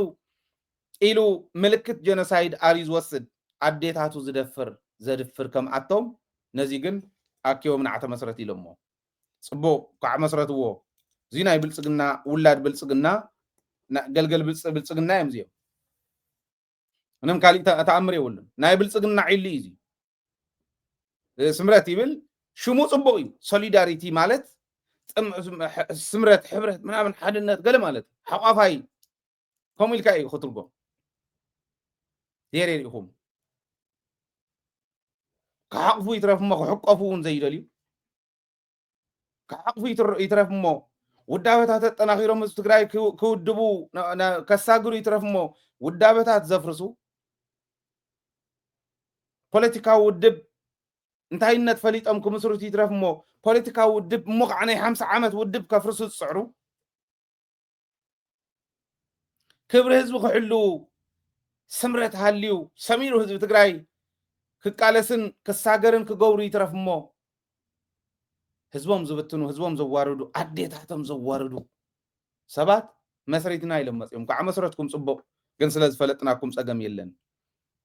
ነዚኣ ዝመስረተታ ህልኽ እያ ነዚኣ ዝመስረተታ ተልእኮ ፀላእቲ እያ ታህልኽ ርኢና እያ ኢና ጌታቸው እውን እኮ ታስልጣን ከርክብ ከሎ እናበለ እንዳልቀሰ እዩ ረኪብዋ ርኢኹሞ ኢኹም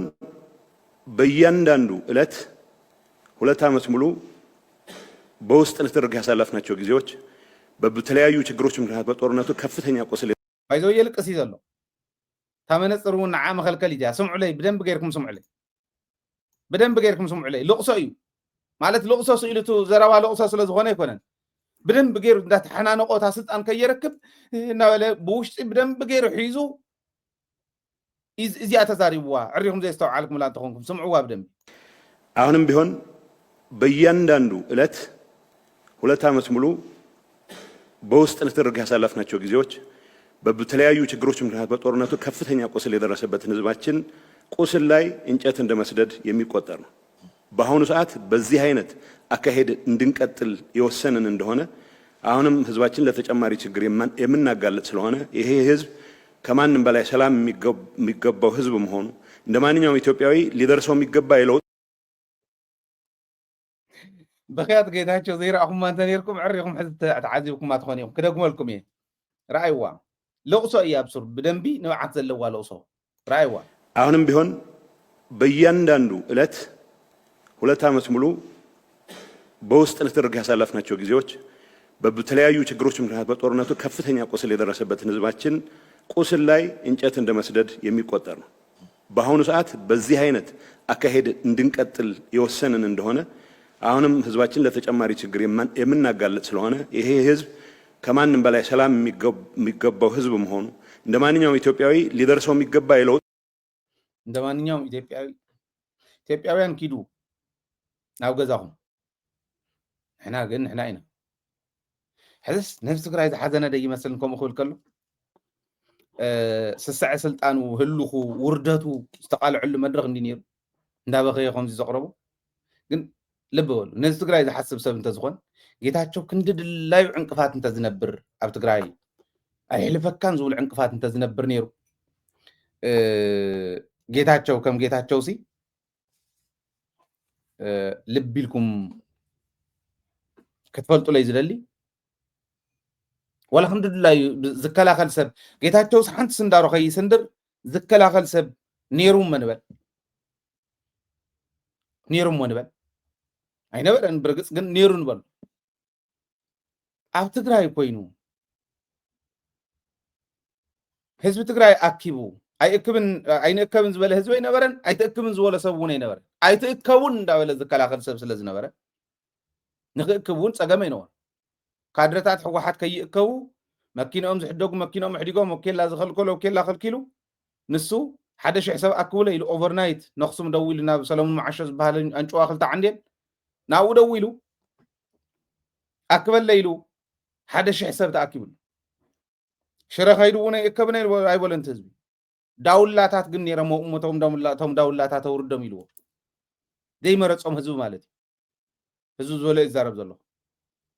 ኣይእከብን ዝበለ ህዝቢ ኣይነበረ ጌታቸው መድረክ ኮይኑ ዝዛረበን ዝነበረ ግን ሕወሓት ናይ ምፍራስ ፃዕርታት ተዘይኮይነን ንህዝቢ ኣጆኻ ኣብ ውሽጥና ከምዚ ነገር ኣሎ ነገር እዚኣ ግን ክነስተኻኽል ኣይና ከፊልና ክንእርም ኣይና እምብለይ እንተኢሎም ከዓ ንስኻ ኢኻ ህዝቢ ትእርሞ ፀገም የለን ናይ ብሓቂ ንህዝቢ ዝሓስብ እንተዝኾን ኣብ ናይ ጌታቸው ቦታ ኮንኩም ምሕሰቦ ኣየናይ ሰብ ኣየናይ ዜጋ ትግራዋይ እዩ ሰላም ዘይደሊ ሰላም ዝደሊ እንተዝነብር ጌታቸው በሉ ድሓን ናይ መጀመርያ ሰላምና ነስፍን ፀጥታ ሓይሊ ንሰላም ይለኣኽን ዝብል ፀጥታ ሓይሊ ይነበረ በለጆኹም ግብርና ከይዱ ስለ ዘይውድኦ ኣሚሩ ስለ ዘይውድኦ ሚድያታት ትግራይ ናይ ግሊ ኹና ናይ መንግስቲ ምግቢ ውሕስናና ነረጋግፀሉ ከካብ ዝተፈላለየ ዓዲ ከይድኩም ተመኩሮታት ሕልፉ እሞ ኣብ ክልተ ሰሙን ትወቅሉ እንተኮይና እናተኸታተልኩም ንህዝቢ ኣብየናይ ከባቢ ክንደይ ተተኺሉ ኣብየናይ ከባቢ ከመይ ጌርኩም ትተኽልዎ እንዳተባሃለ ብደንብ ብሚድያ እንዳሓለፈ ህዝቢ ኦሬንት ጌርኩም ህዝብና ምሂርና ምግቢ ውሕስናና ነረጋግፅ ተስሓምሊ ይተኸል ተስላጥ ኣይተኸል ንዓና ከምኡ ኩለና ይግባአን እዩ ከምኡ ምባል ይትረፍ እሞ ሓንቲ መዓልቲ ጥዕና ዘለዎ ኮሚኒኬሽን ገይሮ ይፈልጥ ካሊእ ሞ ይትረፍ ተን ሓፂን መፂን መሓለወን كالي مو يترف ولا اي حلن يولكون انا يوصلوا زنور يبعلهم تم جنرالات ندي يقولوا مساكين جنرالات ندي كندي እንደዛ ኩሉ ስኩ ኢደይ ተነኸስኮም ዝበሃል ከምኡ እንዲ ክብል እምብለይ እንተይሉ እከለ ዝበሃል ይፃረ ተባሂሉ እምብለይ እንተ ተባሂሉ ናይ ሓፂን መፂን መነገረና ግን ከምኡ ኣይኮነን ጨው ዝሰረቁ ብረት ሸጡ ዝነበሩ በዓል ሻይ መረሳ ከይተሓዙ ክተሓዙ ምስ ቀረቡ ሰነድ እናተፃረየ ምስ ተወድአ ንኣማኒኤል ኣባሪርዎ ኣብ ምፅራይ ኮሚቴ መርሓ ዝነበረ እሱ ስለ ዝነበረ በዓል ሰለሙን ማዓሾ በዓል ካሊእ በዓል ሓጎስ ጎዲፋይ ከይተሓዙ ሓፂን መፂን እውን ንሓጎስ ጎዲፋይ ናበይ ከም ዝሰደዶ ትፈልጡ ኢኹም ሰብዚስ ሰብየ ኢሉ ድዩ ንህዝቢ ትግራይ ከታልል ከምኡ ዝብል ዘሎ ዝብል ብጣዕሚ ስለ ዝጨንቀኒ ኢኹም ዝብል ዘሎ ይገርመኒ ንስልጣን ኣነ ተዛሪበ ሓደ ግዜ ብዕራይ ኢልካዮ ኢሎም ሁሕ ይብሉ እዮም ገለገሊኦም ካብ ብዕራይ እውን ንላዕሊ ህረፍ ስልጣን ናይ ጌታቸው 2 ዓመት ሙሉእ እሳቂና እንደገና ቀፂለ ዘየሳቅሁ ኢሉ ከምዚ ኢሉ ዘልቅስ ከምዚ ኢሉ ዝበኪ ሰብ እዩ ሙኽዓት ምስናእት ኢልና ዓዲ ከም ዘይነበረት ገይርዋ እዚ ሕዝስ ፓርቲ ኣለኹ ኣነ ድማ ጌታቸው ይኹም መርሑት ፓርቲ ሕዚ ዝዛረበሉ ዝነበርኩ ተልእኮ ፀላእትስ እንደገና ያ ናብ ትግራይ ፓርቲ ኮይኖም መፅኦም መይሶም ከታልሉ ብጣዕሚ ተጋጊዮም ባይዘው ቀዲሞም ወይ ከቋቁምዎ ነይሮም እቲ ፓርቲ ኦኬ ከምዚ ኢልኩም እሞ ፈላላይ እኒሄና ኣነ ፓርቲ ከቋቁሚ ከምኡ እንተዝብል ሰብ መደገፉ ምዕሾወና ነይሩ እቲ ፀሎት ናይ ወለዲ ግን ብቕዓቱ ቅንዕና ናይቲ ህዝቢ ኩሉ ፀላኢኡ እንዳተዋረደ እዩ ዝወድቕ ኣብዪ ኣሕመድ እውን መታለለና ኢለኩም የት ማለት 100 ቢልዮን ካብ ክውድእ ንትግራይ ክጭፍጭፍ ብዶላራት እንዳኸፈለ ሰራዊት ኤርትራ መፀኒሑ ኣፅዋሩ ግሒጡሉ ኸይድ ባይዞ ኤርትራ ሰሪሖም እዮም እናተኸፈሎም እዮም ጨፍጭፎምና እናተኸፈሎም ተሓቢኢሎም ምስጢሮም በደሎም እዮም ጨፍጭፎምና ግን ካብኡን ላዕሊ ከፊልዎም እዩ ብዶላራት መዓት ገንዘብ እዩ ከፊሉ ጭፍጭፍና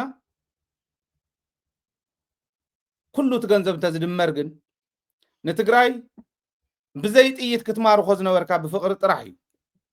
ብከምዚ ዓይነት ብናይ ጌታቸው ዓጀውጀውን ብናይ ኣብዪ ኣሕመድ ሽርሒ ጭካነን ዝማረኽ ትግራዋይ የለን ህዝቢ ትግራይ ብጋንኡ ነቂሕሉ ገጢምዎ እንተይ ንቕሓሉ እንዳሃለወ ተን ገንዘብ ግን ኣምፅኡ ማይ ብማይ እንተዝገብራ ነይሩ ትግራይ ኩሎ ፍሪ ክበልዕ እንተዝገብሮ ኣኸለ ተማሪኹ ነይሩ እቲ ህዝቢ ከም ጌታቸው ዝበለ እውን ቀዲሙ በቃ ዳሓን ዝኾነ መንእሰይ መፅኡ ተባሂሉ ተስፋ ዝገበርናሉ እዋን እንተዝኾን ነይሩ በሉ እምበኣር ኣፈላላይ እኒአና ኣነ ፓርቲ ክምስረት እየ ንግዚኡ ግን ግዜያዊ ምሕዳር ኮይነ ስለ ዘለኹ ክቕፅል ኣይትቕፅል እንተተባሂሉ እውን ኣንየትልኩም ህዝቢ ኣንየትልካ ኢለ ፓርቲ ክምስረት ይኸደ ኣለኹ ግን ተወዳዲረ ክሽንፍ እየ ተዝብል ነይሩ ምዕሾወና መታለለና ነይሩ ትቕንዕና ናይ ህዝቢ ግን ጌታቸው እውን ጥራሕ ዝዋኑ ወፂኡ ጉዳጉዱ ምስ ተረኣየ በዓል ክንደያውን ከምኡ ሌባ ሌብኡን ኣዲስ ኣበባ ዝሃደመ ኣዲስ ኣበባ ኮይኑ ፓርቲ መስሪቱስ ንትግራይ ያሕምስ ምስ ክእትወላ ናይ ትግራይ ሕዚ ዘድሊ ጠንካራ ድህንነት ጠንካራ ሚሊተሪ ጠንካራ ፖለቲካ ፓርቲ ፖለቲካዊ መራሒ ወላት ፕሬዚዳንት ዝኾኑ እውን ጠንካራ ነዚ ዝሓቁፍ ደገን ውሽጥን ዘሎ ትግራዋይ ሓደ ዝገብር ነቶም ባንዳታት እውን እንተኣትዮም ፅቡቕ ይቅርታ ኢሎም እምብለይ እንተኢሎም ከዓ ተነፂሎም ዝነብሩሉ ኩነታት ከመቻቹ ዝኽእል ብቕዓት ዘለዎ መራሒ የድልያ ዝዓዲ እዚኣ ኣስተውዕሉ ማንም ይኹን ማንም ትሕዝ ዝብሎ ዘለኹ ዝገብር ክኾን ክኽእል ኣለዎ ናይ ትግራይ ዝብል እምነት ኣለኒ ካብኡ ሓደ ነባር ኣመራርሓ ናይ ህወሓት ምሽጥር ኣውፅኡ ሽሙ ክግለፅ ኣይደለየን ኣብ ኢትዮጵያን ኢንሳይት ብእንግሊዝኛ እዩ ተፃሒፉ ሙሉእ ብሙሉእ 2 ግዜ ዝኾነ እንቢበዩ ብጣዕሚ ገሪምኒ ኣውዚ ንብሎ ዝነበርና እዩ ግን ክንድኡ ዝኣክል ዝርድእዎ እንተነይሮም እታ ኮይኖም ደኣ እሞ ቀዲሞም ዘየድሓኑና ዝብል ናይ ብሓቂ ኣተሓሳሲቡኒ እንታይ ዝብል ትወዲ እቲ ፀገም ትሕዚ ዘሎ በዓል ጌታቸው ዘምፅዎ በዓል ፃድቃን ዘምፅዎ ፀገም ብደንብ ገይሩ እዩ ዘብሮ እዚኣቶም ናብ ደብረፅዮን ዝድርብይዎ ፀገም ትግራይ ወይ ናብ ህወሓት ዝድርብይዎ ፀገም ትግራይ ካብ ህወሓት እውን ከም ውድብ ካብ ደብረፅዮን እውን ከም ግለሰብ ንላዕሊ ዝበደልዋ ንትግራይ ጻድቃንን ጌታቸውን ምዃኖም የልዕል ብግልፂ ዓብይ ነባር ኣመራርሓ እዩ እዚ ኣክቲቭ ኣመራርሓ ዘይኮነ ማለት እዩ ህወሓት ድሕሪ መለስ ያ እንዳወደቐት መፅያ ድሕሪ መለስ በላሕቲ እናበልዐት በላሕቲ ንቅድሚት ከይወፁ እንዳገበረት ስለ ዝመፀት ናይ መጣቃዕቲ እኩብ ኮይና ስለ ዝመፀት እናደኸመት መፅያ ኣብ ደብረፅዮን ምስ በፅሐት ኩነታት ተራእዩ ተፈጢሩ እቲ ፅልኢ ጫፍ ዝወፀ ፅልኢ ናይ ታሪካውያን ፀላእትና ህዝቢ ትግራይ ናይ ምጥፋእ ሽርሖም ተገለፀሉ እዩ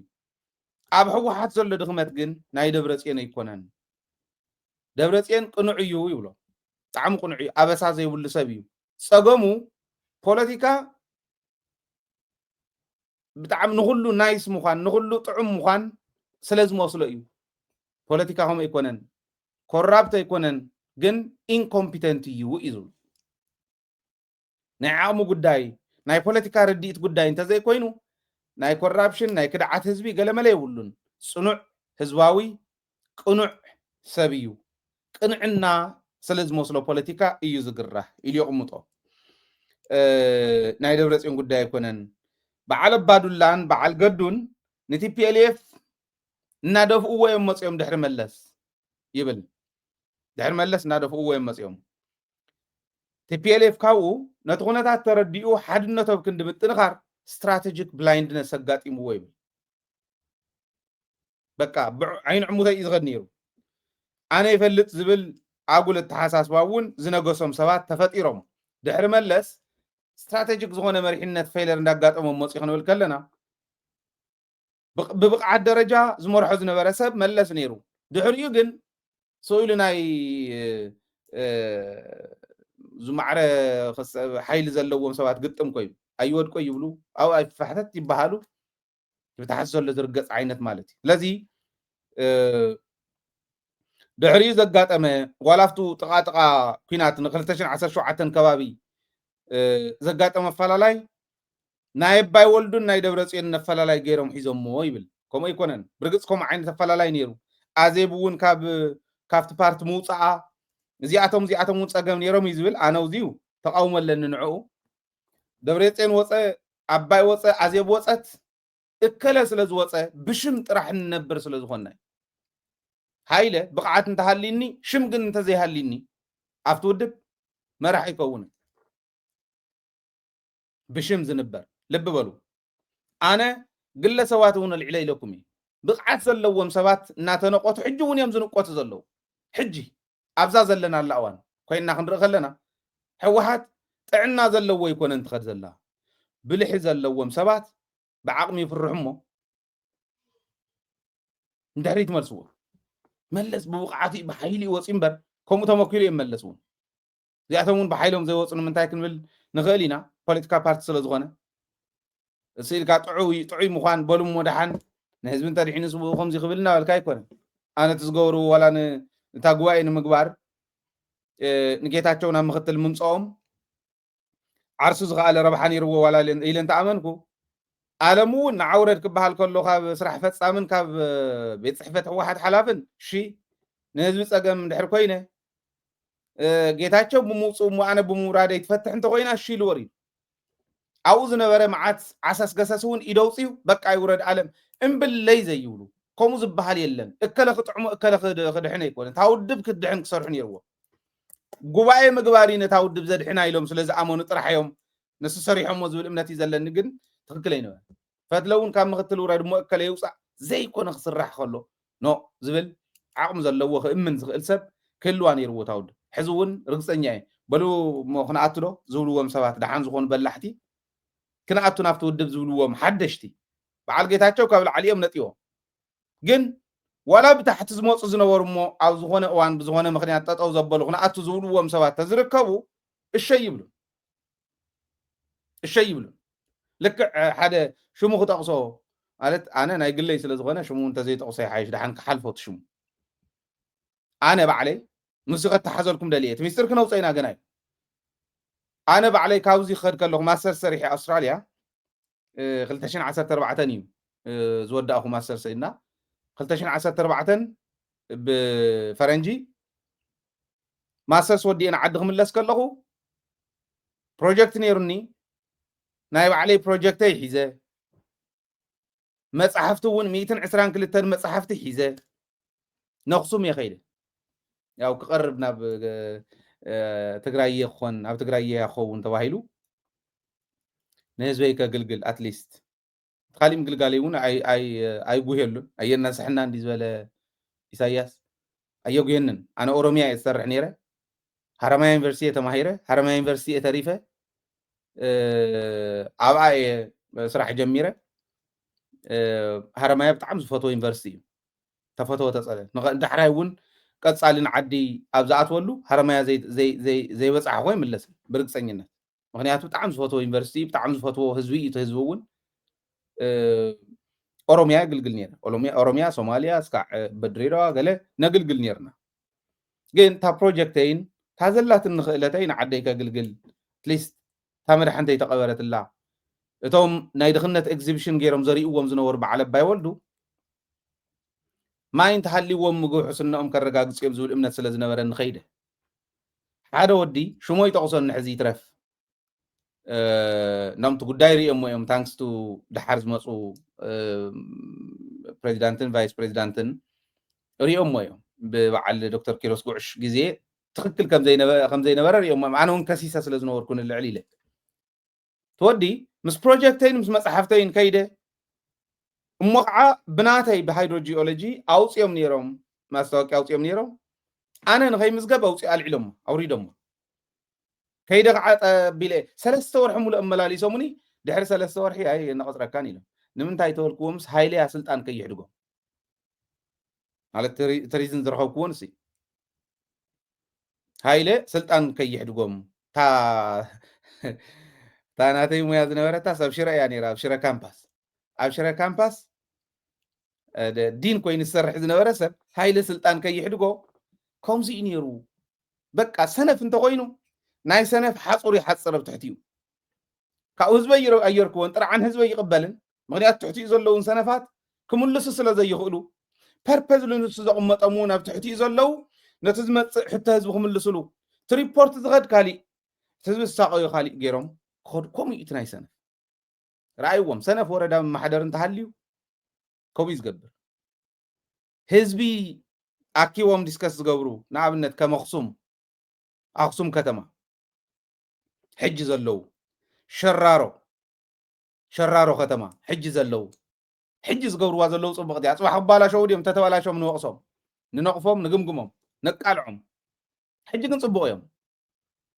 ከምኡ እንተዘይኮይኑ ገለገሊኦም ሓደ ሓየሎም ዝበሃል ናይቲ ጅግና ሹም ዝሓዘ ብሕቕ ዝኾነ ሰብ ነይሩ ኣብ ዓዲ ሕፎር መስለኒ ከባቢ ኣይዶኖ ተዘይተጋገ ወረዳ መማሓደሩ ኮይኑ ህዝቢ ካሊእ ይብል ንሱ ካሊእ ይብል ካብኡ ናብ ማእኸላይ ኮሚቴ ክመፅእ ከሎ ኣኼባ ገለ እንተተገይሩ ደደቢት እናበለ ይውዕል ከምዚ ስለ ዝበለ ደደቢት እዩ ህዝቢ ፀላእን ዘሎ ወይ ከም ስለ ዝበለ ንእከለ እዩ ነቲ ህዝቢ ወሪድካ ዘይምግልጋል ከምኡ ዝበሉ ብሕቋት እንታይ ይገብሩ ይመስለኩም ኣብ ትሕቲኦም ዕኑድ ረጉድ ቆርበት ዘለዎም መምህር ደሞ ዘይተኸፈለን እንታይ ኢሉ እውን ንቁት እናበሉ ዝምልሱ ሓኪም መድሓኒት የለን ደሞዝ እውን ኣይተኸፈሎን ክንሕክም ኣይከኣልና እንታይ ኢሉ እውን እንዳነቆቱ ዝመልሱ ገባር መዳበርያ እንተበለ እውን እንዳነቆቱ ንገባር ብዕራዩን ኣድጉን ሸይጡ እውን ንሰን እውን እንዳወሰዱ ዝወርዎ ተጋዳላይ ገዛ ይሃውን መንበሪ ተቆሪፀ እግረይ መፅየ ንዓደይ እንተበለ እውን ባዕልካ ትፈልጥ ዋላ ለምን ማይክሮ ፋይናንስ ከምዚ ገብረና ኣሎ ዕዳ ብዕዳ ኮይና ኣብ ቃል ስለ ዝነበርና ምንም ክንገብር ኣይከኣልናን ዝኾነ ነገር ግበሩ ዋላ ንክፀንሕ ንእሽተለን ተዘራረቡልና ታዳንኹም ዘይተብኽ እንታይ ኣለኩም ገዛ ኣለኩም ገዛ ኣለዎም ንዑ እንደዚ ደትውና ገዛ ሸይጥኩም ናቶም ባዕሉቱ ደላላ ይኾን መማሓደር ከምዚ ዝኾኑ ጉዳት ኣብ ትሕቲኦም ጉዳት ስለ ዘለዎም ሓደ ሰብ ማእኸለ ዓዲ ዝሕልዎ ህዝቡ ዝሕልዎ ንህዝቡ ዘገልግል ሰልፍለስ ዝኾነ ሰብ ኣብ ላዕሊ ፍታናይ ወዲ ወረደ ቦታ ጎተት ናበልካ እንተይኮነትስ ቫይብራንት ዝኾነ ሰብ መናእሰዩ ሒዙ ትገባር ትግራይ ሒዙ ቀትርን ለይትን ዝፅዕር ህዝቢ ሒዝካ ትግራይ ልምዓት ብልምዓት ክትገብራ ሓደ ሰብ ማእኸለ ንሽተይ እኳ ተዓዲ ንሽተይ እኳ ተዓዲ 10 ሚልዮን ህዝብስ ከልምዕ ዘይኽእል በሊዑ ክሓደር ክገብር ዘይኽእል ርእሲ عسران قلن عمد تمهارة سب كم زغم عايز ولا مو أنس عسران قلن عمد تمهارة كندو بيت مرت صاني عند حرنا تهزب زي فتح له هنا انت ايتو فايدو تبي تمرت مخاد يغرمني ازي يزبلنا زل حزي عذاب سلاز وصاتس فريسا يبللو عذاب سلاز وصات تخالي سلاز تو حزي تعندو سنف زغون انت توص انت لخا صريحو بلع سلا زي خلا بي زخد مسلكم كم جيتاچو بريزيدنت خوينو ወይ ዝኾነ ሓላፍ ኮይኑ ዝረኸበን ሚስጥር ናብ ምሻጥያት ተረዲኩም ደብደምቢ ጌታቸው አሚሩ ክበልዕ ይኽእል ተማሃሮ ባሪሮም እዮም ቀደሙ ጌታቸው ካሊ ገሩን ክበልዕ ይኽእል ዲሲፕሊን ዲዩ ቢሮ ከፍ ክብል ይኽእል ከሐስቡነ ይኽእል ተሐሲቡ ተዋሃቦ ክዛረብ ይኽእል ንሳው እንዳዛብዕ ከምት ዘብልዓና ዝነበረ እዋን ኩይና ከምዚኦም ዝበሉ ሰነፋት ኣብ ወረዳ ያለው ጣብያ ያለው ክልል ያለው ፌደራል እንተ ውሪድ ካዮ كما يزوصت عساس لزخون نابياتو كبلع سريح سلا زي يبلع بوقعت سلا زي يبلع هاي لب سلطان منقس انت حالي انت بايرو من مهيره كبلع تبارو من كونسلتنت سريح كبلع انت بارو من ود جبار سلا زخون حريسون كبلع خيلي كم الي يحسبن باندات حماقتو سنف كم الي يحسب تايز قب بحلافنته بهزبا وحلافنته بتاتوا هو حلافنته توهاوته ميستر شيط بمولهم كم زيرم مفرسما نتعدي لب بلو ابنت قريبي يتودب بتعم صبوقات زونه ابنت ابز حز ولكم يا زي اسمع مع عنبر صبو قريبي ناي سكيورتي سبات بعلوم يبل افلا لا ينيروم نابنت امونغو ጌታቸው ሰፋን ሳሙራዩን ስንዝነበረ افلا لا نتعد نختعنو نتقراي نافت حزب بصيحتو نيتاو نختبطح حاده مخنياتي نايتي بي ال اف سكعز مصانيا خم خوينو نايتي بي ال اف تغادل تزنورو انو علم بمفللايوم ناي كلتيو مفللاي نعدب العواي يزبل ابنت كقرب كله ጌታቸው ሰፋ ናይ አብይ አህመድ ፕራይም ሚኒስተር ኮይኑ ናይ መምጻእ ኸይዲ አይተቀበሉን ስራሕ ፈጻም ህወሓት ውን ስለዝነበረ አብይ አህመድ ፕሬዝዳንት ፕራይም ሚኒስተር ክኸውን መስተመረጽ አይተቀበሉን ይብል አብይ አህመድ ንጌታቸው ሰፋ ጸላሉ ምክንያት ንስዩ ጌታቸው ሰፋ ግን ትክክል ነይሩ ባህል ያ እንበርና ይደህንነት ሰብ ተዓዲ ከም ዝዕንዋ ንትግራይ ውን ከም ዝበልዓስ ፈሊጡሎ ዝወድ እዚ ሪኹም ወሮ ጌታቸው ሰፋ ተዋሂሉ يترفدن وعلو سئل ጌታቸው አሰፋን ተረኺቦም ሙን ዝረኸብዎ መሲልዎም ዝቆጥቆጥ ጉዳት አውሽጥና አንተ ይተረፈ ጌታቸው ሰፋ ኸምዚ ይዝብሉ ጎደሎ ኮይኑ ወይ ናይ ባዕሉ ሰብ ስለ ዝኾነ ግን ትክክል ነይሩ ብዚያ አብይ አህመድ ምምፁ አይተቀበሎን ይብል ዓዲ ክትፈርስያ ህዝብ ትግራይ ክብላዕዩ ጽል ሰብኽ ፈላላይ ሰብኽ ህዝብ ትግራይ ከብልዕ ከም ምዃኑ ተረዲእዎ ሳሞራ ዩኑስ ግን ነዚው overruled ገይርዎ ነዚው ሰዊኹ ሰባቢኹ ደገፍ ተፍሪው ነታውድቡ ናብ ክልተ ሰለስተ በጣጢሱ ሓሶት ሓሳሲ ከም ቀደም ከም ትሕዝውን ዳርኣና ይዝሕስዎ ዘሎ ከምኡ ገይሩ አብይ አህመድ ንኽመጽእ ዓብይ ሮል ካብ ዝነበሮም ሳሞራ እዩ ኢሉ ሞ ድሕሪ እዚ ምዃኑ ቲፒኤልኤፍ ውን እናተደቆሰት ንታሕቲ አብይ አህመድ ውን ናብ ስልጣን ምስ መጸ ሳይለንት ኩብዴታ ይዝብሎ ሳይለንት ዝኾነ መፈንቅለ መንግስቲ ተገይሩ ሳሞራ ሳይለንት መፈንቅለ መንግስቲ ክገብር አብይ አህመድ ዓብይ ሮል ነይርዎ ይብል ልብ በሉ ሳሞራ ዩኑስ ሳይለንት ዝኾነ ድምጽ ዘይብሉ መፈንቅለ መንግስቲ ክግበር አብይ አህመድ ናብ ስልጣን ክመጽእ ሳሞራ ዩኑስ ዓብይ ሮል ነይርዎ ይብል ዝወዲ ታንኪዩ ንበሎን ጌታቸው ሰፋ ተናሰታ ጉዳይ ፈሊጥዋ ነይሩ ብስርሑ ፍሉጥ እዩ ኢትዮጵያ ይኮነን ቀርና አፍሪካውን ቀጠብ ይሕዝ ነበረ ሰብ ኣብዚኣ ግን ተኸራኺሩ ይኮነትሉ ሳሞራ በታ ዝነበረቶ ስልጣን ሚሊተሪ ሒዙ ኦቨርሩል ገይርዎ ነቲ ናይ ጌታቸው ሕቶ ትግራይ ንኽድቆስ ትግራይ ንኽትብላዕ ሳሞራ ዩኑስ ካብ አብይ አህመድ ዘይተናእሰ በደል ኣለዎ እዚኦም ፅዎ ይብል ቲፒኤልኤፍ ድሕሪኡን 35 መዓልቲ ኣኼባ ገይሩ ኦፒዲዮን ብአዴንን ውን ኣኼባ ገይሮም ኦፒኒዮን ብአዴንን ንበይኖም ተሓቢኦም ወዲኦም እዮም መን ከም ዝመጽእ መን ከም ዝሽወም ከመይ ገይሮም ትግራይ ከም ዝወልዑ ወዲኦም ነይሮም ህወሓት ግን ብዝደቀሰቶ ክቀብርዋ መኪሮም እንሳ 35 መዓልቲ ኣኼባ ክትገብር ከላ ከመይ ገይሮም ንሕወሓት ይቀብሩ እሳቶም ይዛተዩ ነይሮም ናይ ፕራይም ሚኒስተር ውድድር ክግበር ከሎ 4 ተጠቂሞም ደብረጽዮን ሽፈራው ሽጉጤ አብይ አሕመድን ደመቀ መኮንን ተጠቂሞም ነይሮም ደመቀ ዊዝድሮው ገይሩ ኮነ ተዋሂሊ ዊዝድሮው ገይሩ ስኢለ ይኮነን ዊዝድሮው ዝገበረሉ ተማኺሮም ስለ ዝነበሩ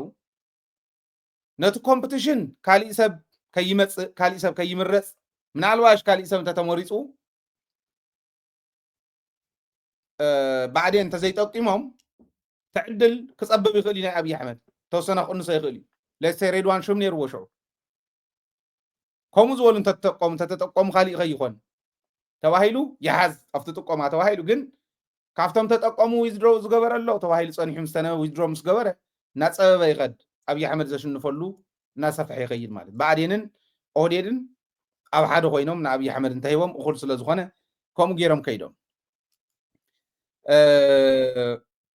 ኣብዚዩ አዲስ አበባ ክንጸንሕ የብልናን ዝብሉ ውሳነ ወሲኖም ሕወሓት ንመቐለኦም ከይዶም ይብሉ እሞ አዲስ አበባ እንተጸንሑ ነይሮም ግን ከጥፍኦም ነይሩ 2019 2020 ጦርነት እናመፀ እናሃለወ ኣብ ናይ ባዕሎም እስር ቤት እዮም ነይሮም ሕወሓት ይብል እቲ እስር ቤት ብሔር ብሔረሰባት ኣይቕበልዎን እዮም ንመቐለ ከይዶም ብሔር ብሔረሰባት ኣይቕበልዎን እዮም ኢሎም ኣብ ከምኡ ዝበለ ጭፈራ እዮም ነይሮም እዚ እስር ቤት እዩ ነይሩ እዩ ዝብሎ ሓቁ እዩ ኣነ እውን ኢለኩም እየ ፀቢብ ተባሂለ ተገምገም ኩሉ ነይሩ ዝኾነ ግዜ ከበልዑና ይኾኑ እዮም እዞም ሰባት እዚኦም ኢለ ስለ ዘለዓልኩ ማለት እዩ እዚኦም እዮም ቶም ክንሪኦም ዘለና ሕዚ ድሕሪ እዚ እንታይ እዩ ተገይሩ ትወዲ ክገልጽ ከሎ ኣብይ ንሕወሓት ኮነ ንህዝቢ ትግራይ በይኑ ከም ዘይኽእሎም ስለ ዝፈልጥ መላፍንቲ ምፍራይ እዩ ጀሚሩ ምስ መፀ ድሕሪ ታኬዝ ግን ሳሞራ ሳይለንት መፈንቅለ መንግስቲ ክገብር አብይ አሕመድ ዝገበሮ ምዃኑ ሪኹሞ ከመይ ገይሩ ይኽቢሩ የንብረሎ ንሳሞራ ትሪእዎ ኣሎ ኣብኡ ኮይነ መኻሪ ኮይኑ ህዝቢ ትግራይ እናጭፍጨፈ ይነብር ግን ምንም ኣይኮነን ከም ተጋሩ ይተኣዘረን ተኣሲሮም ወዲ ነጮ እንታይ ደገይሩ ከምኡ ጀነራል እንዲ ነይሩ ሲሮም ቀቲሎሞ ተግራዋይ ዝኾነ መንፈስ እንተሃልዩካ ትቕተል ከም ሳሞራ ሸያጥ ዓዲ እንተኾንካ ከም ዮሃንስ መንጋግ ሸያጥ ዓዲ እንተኾንካ ትነብር እስካዕ መዓዝ ዝብል ግን ቀሊል እዩ ዝመልሱ ሓቢርና ክንሪኦ ኢና ድሕሪ ግን ቶም መላፍንቲ ምባል ምፍራይ ጀሚሩ ናብ ኤርትራ ከይዱ ምስ ኤርትራ ዝገበሮ ረኽቢ ንሕወሓት ንሓለፍካ ንትግራይ ንሓለፍካ እዩ ነይሩ ኩናት ዘይተርፍ ምዃኑ ምስ ፈለጡ ግን ብፍላይ እቲ ኤርትራ እንዳሓለፈ ከምዚ ምስንዳር ጌም ኦቨር ካልኦት ምባሎም ዝመፅእ ዝነበረ ዘንጊዖም ዋላ እንተኾነ ምስ ተረድኦም ዘንጊዖም ዋላ እንተኾነ ምስልጣን ጀሚሮም ድሓር ግን ናይ ላይፍ ሴቪንግ ኦፕሬሽን እዩ ዝብሎ ህይወቶም ኢሊት ትግራይ ቀሪሙ አዲስ አበባ ከብፅሕ ተልእኾ ተዋሂብዎ ዝነበረ ሰሜን እዚ ቀዲሞሞ እምበር ኦፕሬሽን ሰሪሖም ኣይኮነን ቀዲሞሞ ንሰሜን እዚ ታንፅባሒታ መራሕቲ ፖለቲካን መራሕቲ ሰራዊትን ትግራይ ኩሎም ተኣርዮም ኢሊት ዝበሃል ናይ ትግራዋይ ተኣርዩ አዲስ አበባ ከኣቱ ተሓሲቡ ዝነበረ ዲኣታ ሳይለንት ኦፕሬሽን ሳይለንት መፈንቅለ መንግስቲ ናይ አዲስ አበባ ሳይለንት ዝኾነት ምጽናት ዘርኢ ክትካየድ ተሓሲባ ዝነበረት ኣብኡ ግን ተኣምር እዮም ሰሪሖም ላይፍ ሴቪንግ ዝኾነ ህይወት ከቕፅል ህይወት ዘድሕን ኦፕሬሽን ተሰሪሑ ማለት ቀዲሞሞ ኣብዚ ወላ 10,000 ተጋሩ እዮም ነይሮም ቶም ዝሰልጠኑ ፍሪ ሓይል ዝበሃል ነበር 10,000 ዝኽሉ 1.2 ሚልዮን ዝብልዎ ዝነበሩ በዓል ሃብታማ እያለዩ በዓልቱ መስፈር ጉዕ ዝመስል ኣፉ ኤርሚያስ ለገሰ ዝበሃል ዝብልዎ ዝነበሩ 10,000 ነይሩ ይብል ጻድቃን እውን 9,000 ነይሩ ኢልና ነይሩ እዚ ኢሳያስ እንተዘይኣቱ እኹል ነይሩ መሬት ትግራይ እውን ኣይመረገፅ እዋን ብሓይሊ ኢትዮጵያ ጥራሕ ተዝኾን ይብል ትሚስ ካልኩሌሽን ግን ኣበይ ነይሩ ኢሳያስ ከኣቶ ይኽእልን እንተመፀ እውን ባድመ ካልእ ውዕል ኣልጀርስ ዝሃበኒ ገለ ኢሉ ክሕዝ ዝኽእል እምበር ዝብል ሚስ ካልኩሌሽን ነይርዎ እዚ ከዓ ንደብረጽዮን ንበይኑ ዝወሃብ ኣይኮነን እቲ በደል ንደብረጽዮን ንበይኑ ዝወሃብ ኣይኮነን ኩሉ ክግምግም ነይርዎ ኩሉ ሓሳብ ክህብ ነይርዎ እቲ ዝመፀ ጀኖሳይድ ህዝቢ ንኸጥፍእ ዝመፀ ስለ ዝነበረ ኢሊት ዝበሃል كله حزب خدحن نيربو حدنا بدبرصيون تطمطيمካ ምውራፍ ጸገም ይዝኸውን ከዳምጽ ዝነበሮ ብዙሕ ነይሩ እዩ አውዚ ጻድቃንን ጌታቸው እን ደብረጽዮን ብሕታው ተወቃሲ ገይሮም እዮም ዝኸዱ ይብልሞ ነገር ግን ናይ ጻድቃንን ናይ ጌታቸውን በደል ቆጺርካ ዝውዳእ ዋላ ተዘይኮነ ቲዲኤፍ ካብ ሰሜን ሸዋ ሪትሪት ገብር ንድሕሪት ክምለስ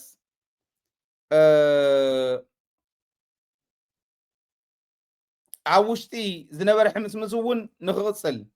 ጻድቃንን ጌታቸውን ካብ ማንም ንላዕሊ ንውድቀት ትግራይ ኮንትሪቢዩት ገይሮም እዮም ይብል መልሓስ ጌታቸው ብዙሕ ኣኽሲሩና እዩ ኣብይ እውን ኢትዮጵያውያን ንኸላዓዕለሉ ንኸዝምተሉ ገይርዎ እዩ ጻድቃን ቲዲኤፍ ካብ ሰሜን ሸዋ ንምምላስ ዓብይ ሮል ነይርዎ ጻድቃን ባዕሉ እውን ንምምላስ ጥራሕ ተይኮነ መጀመርያ ደሴ ክትሓዝ ከሎ ድሕሪ ሕዚ ዕርቂ የለን ኢሉ ንምዕራባውያን ንኽሓስቡ ገይርዎም እዩ ዋታይ ዝግበር ዘሎ ንኽብሉ ገይርዎም እዩ ጌታቸው እውን አዲስ አበባ አቲና አብይ ካምሐዝ አብይ ከምብራር ወጻይ አዲስ አበባ ከነማሐደር ድሌት የብልናን ኢሉ መሰረት ዘይብሉ አፍቴ ይረግጽ ዝኾነ ፍሎቲንግ ዝኾነ አይዲያ ምሳበ ምዕራባውያን ምጥርጣር ጀሚሮም ተዓድ ክትፈርስ እያ እምበኣር ከምኡ ተኮይኑ ምባል ጀሚሮም ይብል ጌታቸው ንጌታቸው ገልጾ ከሎ ዝወድ እዚዩ ትርጉም ዘይብሉ ሰብ ይዝብሎ መትከል አልቦ ትርጉም ዘይብሉ መትከል ዘይብሉ ዲሲፕሊን ዘይብሉ በሐላፍነት ዚ አስራሒልካ በእምነት ክትህዎ ዘይትኽእል ሰብ እንተሃለወ ጌታቸው እዩ ሕዚ ሰው መሲሉ ከምዚ ይብል ይብሎ ደብረጽዮን ግን ይገልጾኝ ደብረጽዮን ኢንኮምፒተንት እዩ ትክክል እዩ ይብል ደብረጽዮን ኢንኮምፒተንት ዝኾነሉ ኢንኮምፒተንት እዩ ደብረጽዮን ኢሉ ዝገልጸሉ he thinks politics is about being nice ፖለቲካስ ንኹሉ ሓቋፋይ ምዃን ንኹሉ ሰላም ምዃን ማለት እዩ ኢሉ ዝሓስብ ደብረጽዮን እዚኣ እታ ኢንኮምፒተንስ ናይ ደብረጽዮን ኢሉ ይቕምጦ ደብረጽዮን ኮራፕት ኣይኮነን ደብረጽዮን ንኹሉ ሰላም ምዃን ንኹሉ ጥዑም ምዃን ኢሉ ስለ ዝሓስብ ኣብ ፖለቲካ ከኣቱ ከለኹም ዝበለ ተሓሳስባ ከዓ ኢንኮምፒተንት ዝኾነ ሰብ ስለ ዝገብሮ እምበር ደብረጽዮን ኮራፕት ኣይኮነን ደብረጽዮን ከዳዕ ኣይኮነን ደብረጽዮን ህዝባዊ እዩ ደብረጽዮን ንህዝቡ ዝሓሊ ንህዝቡ ዝስዋዕ ተጋዳላይ እዩ ኢሉ ይቕምጦ ናይ ደብረጽዮን ንኹሉ ናይስ ምዃን ኢሉ ዝገለጸሎም ኣብነታት ብጣዕሚ ገሪምኒ ሓደ ኢሉ ደብረጽዮን ፖለቲካ ዝርድኦ ንኹሉ ናይስ ምዃን እዩ ፖለቲካ ኢሉ ዘይሓስብ ናይ ፖለቲካል ስማርትነስ እንተዝህልዎ ነይሩ ጌታቸው ለይቲ ሙሉእ እናሰተየ ኣብ ኣኼባ እውን ዘይርከብ ኣግባብ ዘይብሎም መደረታት እናገበረ እውን ዓዲ ዘብልዕ እናሃለወ ብትዕግስቲ ሒዝናዮ ንኸይድ ኢሉ ስራሕ ፈጻሚ ገይርዎ ሒዙ ምኻዱ ትክክል ኣይኮነን ስራሕ ፈጻሚ ዝገብሮ ደብረጽዮን ኣይኮነን ግን ኣብቲ ስራሕ ፈጻሚ ዝገብሮ ዘሎ ግብረእከ ትሕመቕ ትውድቀት ክቆጻጸር ከም ሓላፊ ከም ኣቦ እምበር ነዚ ሒዙ ኢዲስፕሊን ዝኾነ ኢና ንኸድ ዘለና ጌጋ እዩ ዘይምባል ሓታታይ ስለ ዝኾነ ከምቲ ዝውቀሶ ዘሎ እዚ ዘይምዋሉ ጌጋ እዩ ይብሎ ካሊእ ኣብነት ናይ ጻድቃን እውን ይቐርብ ናይ ጻድቃን ተንኮል ናይ ጻድቃን ከይድስ ቀይሚ ምውፃእ ምዃኑ እንዳፈለጠ ንጻድቃን ናብ ፕሪቶሪያ ሊእኽዎስ ዓዲ ከፍርስ ዝኽእል ምዃኑ ኣብ ተከዘውን ኣብኡ ጽሒፉ ኣይባይብል ኣብ ተከዘውን ኪድ ንሱዳን ኢሉ ኣብቲ መጀመርያ እዋናት ናይቲ ኩናት ክንድዚ ዝኣክል ዝበለ ንህረፍ ስልጣን ናይ ጻድቃን እንዳፈለጠ ቀይሚ ናይ ጻድቃን እንዳፈለጠ እዚ ኩሉ ተሸኪሙ እንደገና ንፕሪቶሪያ ምልኣኹ መንግስቲ ኮይኑ ኢሉ ይኽዎ ካብኡ ምስ ተመለሰ እውን ጻድቃን ወላ ፕሪቶሪያ በፂሑ ተመሊሱ ናይ ግዜያዊ ምሕዳር ኣካል ዘይኮነሉ ኩነታት ነይሩ እዩ ብጂኤስቲኤስ ንኸኣቱ ገይርዎ ይብል ብጂኤስቲኤስ ወኪሉ ከኣቱ ገይርዎ ጂኤስቲኤስ ኣይነበረን ጻድቃን ኣባል ጂኤስቲኤስ ኣይኮነን ጂኤስቲኤስ ኣሎ ዶ የለን እውን ዝፈልጥ ኣይመስለን ብወረ ሰሚዕዎ እንተኮይኑ እምበር ኣይነበረን ንኸኣቱ ዝገበሮ ግን ባዕሉ እዩ ይብል እዚኦም ኩሎም እንዳፈለጠ ጻድቃንን ጌታቸውን ነታ ዓዲ እውን ነታ ውድብ እውን ከፍርስዋ ዝከኣሎም ኩሉ ምግባሮም እንዳፈለጠ ሒዝዎም ምዝላቑ ለዋህነት ናይ ደብረጽዮን የርኢ ስለዚ ደብረጽዮን ለዋህ ንዓዱ ዝመውት ንህዝቡ ዝመውት ንመስዋዕትነት ድልው ዝኾነ ዓዱን ህዝቡን ሕሊፉ ዘይህብ ሰብ እዩ ግን ፖለቲካሊ ግን ኢንኮምፒተንት እዩ ኢሉ ይገልጾ ዝወድ ተዋና ናይ ሎሚ ነጥቢ ከቕርባ ዝሓሰብኩ እንታይ እያ ናይ ህወሓት ከምቲ ዝበልናዮ ካብ ዘመነ መለስ ናብ ዘመነ ደብረጽዮን ከመይ ከም ዝመፀ ትረኣይዋ ናይ ትግራይ እውን ካብ ዘመነ መለስ ካብ ዘመነ ገብሩ ናብ ዘመነ ወዲ ወረደ ከመይ ከም ዝመፀ ትረኣዩ አንታ ንዋረድ ኮይና ዘለና ኣነ ባይ ዘወይ ከፊለ በይነይ ክሓስቦ ከለኹ ብጣዕሚ እየ ዝሓዝን ምንም ጥርጥር የብሉ እንታይ ኢና ኮይና ሰባትና ንሶም ጥራሕ ድዮም ሰብ ዲናስ ኢናስ ሕስድና እኒሄ ኣብ ትግራይ ቅንንዒት ስለ ዝዛረብ ሃይለ ገውጠልጠለ ይብል ነየናይ ህይወት ገውጣል ዝኾነ ፅግዒተይ ከም ዝነበልካ ምኻድ ኣይፈትዎን ቅንንዒት ክነግረኩም ኣብ ትግራይ ንህዝቢ ትግራይ ዝምጥን ትግራይ ካብ ዘለውዋ ፀብለልታ ዘረኣየ እዩ እሞ ይምርሐያ ተባሂሉ ዝመፀ መራሒ የለን ከምኡ የለን ትግራይ እስካዕ ሕዚ ዝመርሕዋ ኩሎም ጎደሎ እዩ እከለስ እንተመሪሕዎ ይፅቡቕ ኢሉ ሃይለ ዝመደቡ ክመርሕ ኣለዎ ማለት ኣይኮነን ንትግራይ ዝመርሓ ግን እንተነኣሰ ተንሰለስተ ዝገልፀን ኣነ ናይ ሓደ መራሒ ዝሰምዕ እዝኒ ዝሓስብ ርእሲ ኮሙኒኬት ዝገብር ማለት ዝሓስብ ዝብለኩም ዘለኹ ብእዝኑ ዝሰምዖ ዘዳምፅ ይኾን እሞ ብደንቢ ከም መለስ ዘዳምፅ ድሕሪኡ ከም መለስ ክሪቲካል ኣናሊሲስ ዝሰርሕ ይኸውን እሞ ድሕሪኡ ከም መለስ ክዛረብ ዝኽእል ሰብ ንትግራይ እስክድሎ ኢላ ከምኡ ድሎ ኢላ ህዝቡ ዘዳምፅ ፀገም ህዝቡ ዝፈልጥ በይነይ እየ ዝፈልጥ ዘይብል ናይ ህዝቢ ናይትን ኣምፅኡ ሰሚዑ ኣዳሚፁ ክሪቲካሊ ኣናላይዝ ገይሩ ንህዝቢ ትግራይ ዝጠቅም ገይሩ ፕሮሰስ ገይሩ ኣምፅኡ ናይ መማኸርቱ ድምፂ እውን ሰሚዑ ብደንቢ ጥዑያት መማኸርተ ጥቕኡ ገይሩ ናይ ኩሉ ሓሳብን ክእለትን ጠቕሊሉ ትግራይ ከሳግር ዝኽእል ከሳግር ከሎ እውን ብደንቢ ንህዝቢ እንዳኣመነ ኮሙኒኬት ገብር ከሎ አንደበተ ርቱዕ ዝኾነ ኦኬ ንኹሉ ክሓቁፍ ዝኽእልን ንኹሉ ዋላ 100% ዘይኮነ ማጆሪቲ እሕጉሱ ዓለም እውን መርሕ ኣለዎም ዝበሃል ዝፍራሕ ትፍራሕ ዓዲ ክገብራ ዝኽእል ንትግራይ ድሎ ኢላ እስኪ ከምኡ ነይራ ዶ ትብሉ ኣነ ነበረትን እዩ ዝብል ኣይነበረትን እስካዕሎም ከምኡ የጋጠማን ከምኡ ከጋጥማ ክትሳገር ዝዓዲ ግን ታሕዚ ዝበልክዋ ናይ ግድን ደሊኻ ምርካብ እየድሊ ማለት እዩ ኢና ክንብል እዚ ለክፍለየኩም ኢና ኢሎሚ መደብና መደብ ካባኹም ናባኹም በዚ ክንዛዘሚ